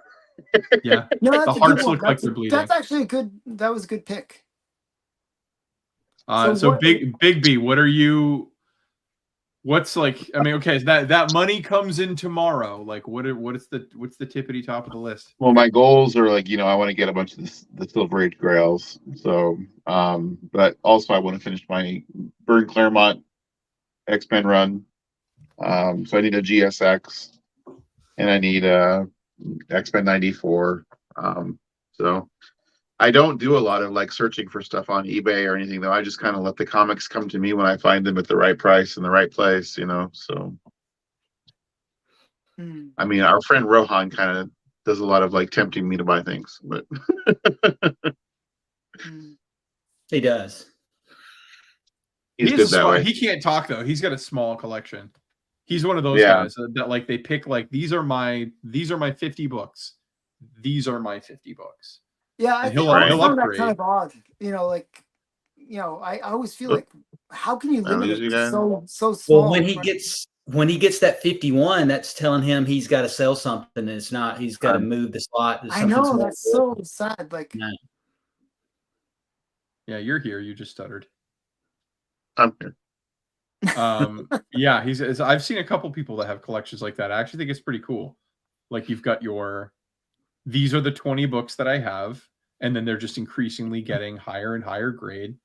And so like there's a guy on YouTube, I god damn it, I gotta remember his name, but he's got like all the Marvel Silver Age, AF-15, Spider-Man 1, X-Men 1, Daredevil 1, and all his comic collecting is, remember my Daredevil 1 that was a 6.5? Well, now it's a 7. And Yeah. that's his big get for like the 6-month period. He's just trading up, and his collection's already insane. He keeps it in like a file cabinet, but his Wow. collection's insane. But I mean, Alan, like I'm the other way around. Jesus, like you could probably like nuke like a third of your collection and get like get your Action Comics #1, get like a Batman 1. Did you like, you see the roast that Dragon Ink did about Alan? Yeah, I'm like Loved a it. cat. I'm a cat lady, kind of yeah. without the cats. Don't start collecting living things. I can just imagine the smell or something like that, basically. Yeah, but I don't know. I am the hoarder of the the hoarder style. Like I like getting lots of things. I like getting lots of comics. I like It's okay. We love you for it. We're entertained by your hoarding. It's Yeah. like watching a hoarder, and like like after a while you'll see it like just sort of like me like being like buried by the comics. She's coming in through the maze of stacks of comics, And then which is basically like the Mile High collection and stuff. That's what I hear. The basement was just stacks of books everywhere. Yeah. Up to your armpits. I'm getting That's close to that's that how level. it was. So John, What's what are you aiming for right now? What are you looking for right now when you're shopping? I should finish my volume 1 of Iron Man pretty soon. And since I wanted to go something weird, something not everybody else collects, I wanted to collect all the works of John Byrne that he's done.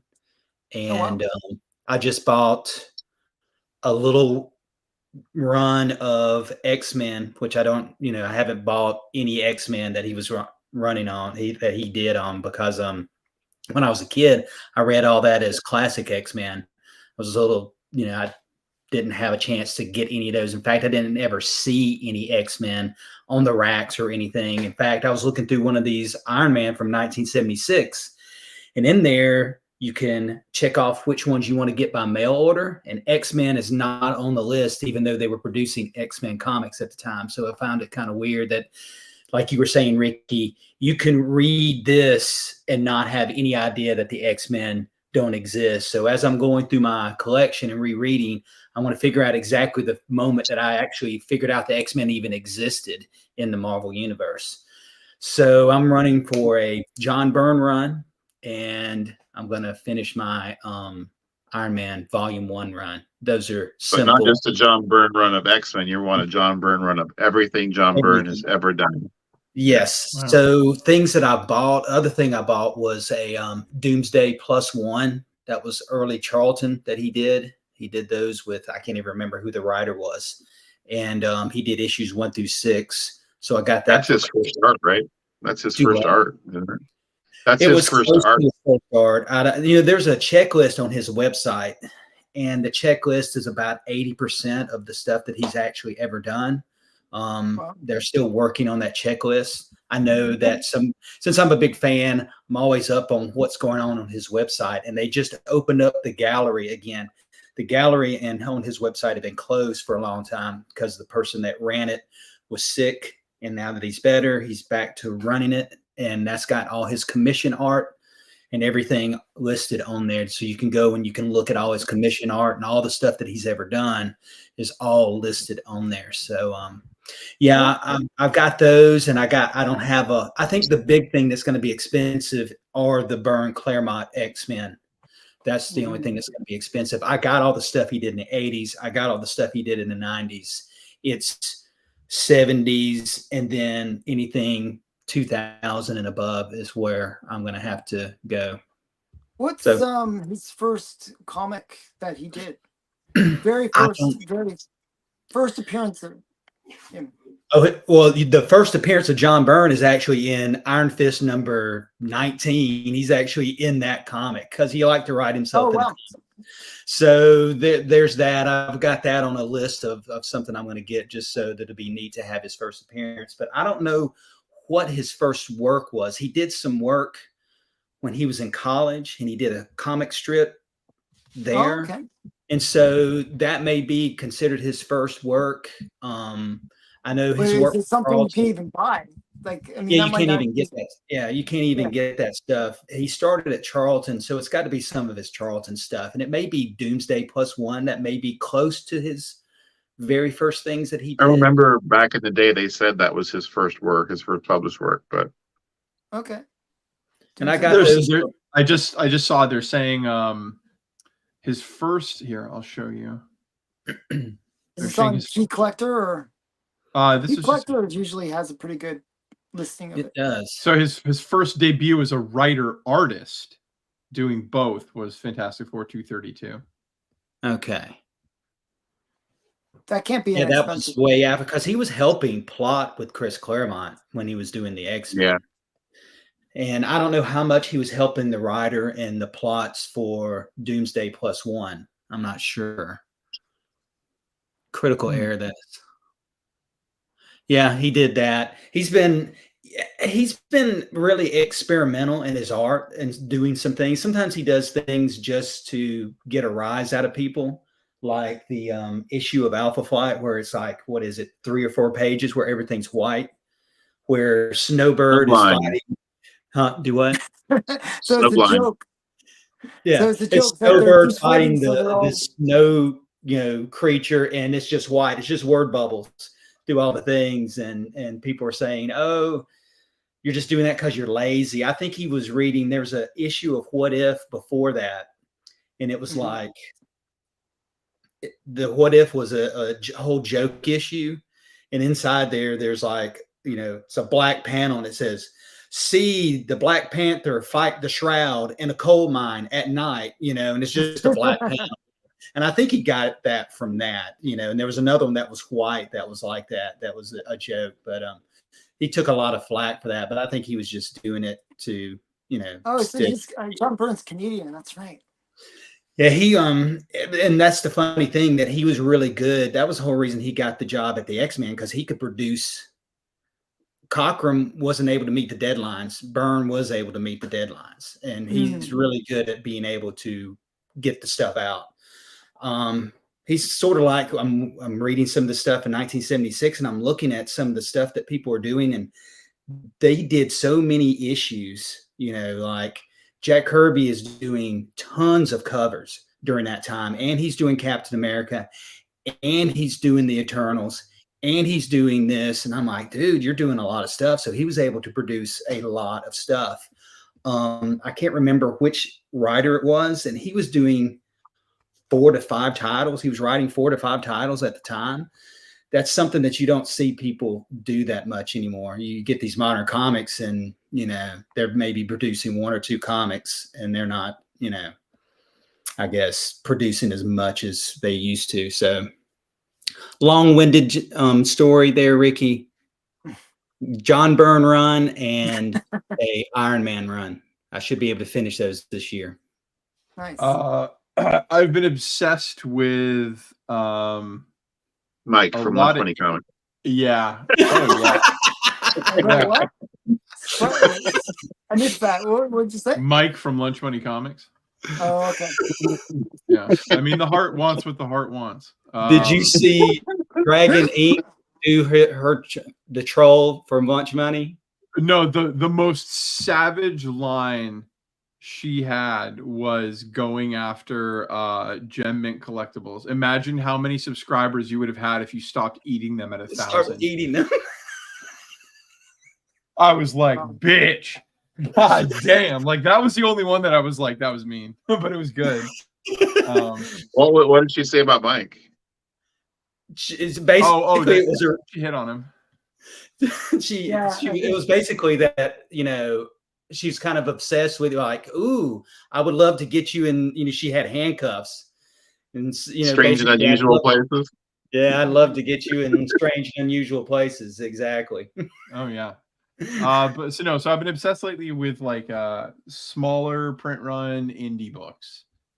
And so like I got that Johnny the Homicidal Maniac book, which on the census there are only 3. One of them just came up on eBay, which is interesting. Yeah, Dreamwalker 0. I got Spiro 1071, the first Smurfs. Yeah, I get that. Yeah. Yeah, I knew you had that too, but like that's kind of like where I've been lately. I just refound it in my collection. It's coming in the stack of Spiro. Yeah, I mean it's a great book. It's coming in the mail. Like it was in Massachusetts on Friday, so it could be in my mailbox tonight. They just didn't check it, or it'll come in on Monday. But Deadline magazine #1, First Tank Girl, that's coming in. That's another great one. Getting that in high grade is really hard, by the way. Yeah, I got like a 6.0. That's as far as I could go. But then I've got Dawn, Vampirella, Lady Death. I've gotten all the good girls from the 90s, and so like now if I can, they're good. But if I could get the trade done, that gets me Dread, and then like really my indie book list left. All that's left is I want Bone first print. I was gonna say that'd be the big one. I want Bone. That's a big one. I'd like an Invincible #1 first print. I'd like Caliber #1 and Crow #1. I think those would be really nice gets. And then oh man, I thought there was one more. Dreamwalker 0. The first original Stories of Popeye one, the one that was in that book. I really like Popeye. So I have I just actually on my list today, I put Thimble Theater #1, which is the very first Popeye printed book. Okay? Yes. Yeah. So I actually won it after the video. I won that auction. Which is also the first Flash Gordon. Is it the first Flash Gordon? I don't think so. The first Popeye book, I was on Key Collector. It's got a couple different Thimble characters. Theater, it has multiple first keys. Yeah, hold on one second. It has. So I picked up a 3.0 copy. King Comics #1. No, that's King Comics #1. That's later. King Comics #1 is 36. Which one are you talking about? So Thimble Theater #1 is 1931. It's the first. What the fuck are you talking about? Thimble So Theater. I had to. It's a book though, right? You said it's a book. It's a book. It's actually a printed book. It's like a square. Thimble Theater #1 presenting Popeye. It's from 1931. So it's not a comic, it's a comic strip in a book, but it's not a comic book. Yeah. Roger. Okay, I was like, yeah, Key Collector doesn't have it. Yeah, so that's the very first one that I found. I had to do a lot of research. Actually, I have the one that Key Collector said is the first appearance, but that's actually 1933. 34 actually. Yeah, January 1934. And the only one that I don't really care about is the Turtles. See, so my thing was actually a few years back, I tried to get all of the major indie comics that I always wanted to have back in the 80s, like 80s, 90s, right? So I went with Love and Rockets and the Turtles, Albedo #2, all the ones that you could think of. The only one that I'm missing, and it's actually 70s, is Cerebus. Yeah, Cerebus is that's the big grail left on my grail list. Yeah, that's a stretch goal for me. I mean, you can get it for like $3,000 or something, but like, yeah, the closest I've seen it offered to me was for 6,000 Canadian, which is about like 4,000 US. Yeah, that's not bad. Yeah, that's not bad. But I was Cerebus. like, it's too much money. I figured I'd wait on it a bit more. Yeah, I like the indie books lately. And Turtles, I have a pretty strong opinion about them. Like most of what we know about the Turtles came from stuff that wasn't in the comics, like the TV show, the movies. Most of what we think of when you think of the Turtles comes I just from read the first few. Like that was the last thing I just read. Actually, was the Turtles. I figured, hey, I should probably read the book since I spent so much money on it. I thought it was a pretty good story. A little bit more violent than the cartoons and the they actually are, those weapons actually work in the comics. So yeah, it's pretty cool. Yeah. Well, I mean, thanks guys for hanging out and talking about comics and Lust. That came up a couple times. And then yeah, that was it. This was an impromptu stream. Just don't blame me if you have nightmares.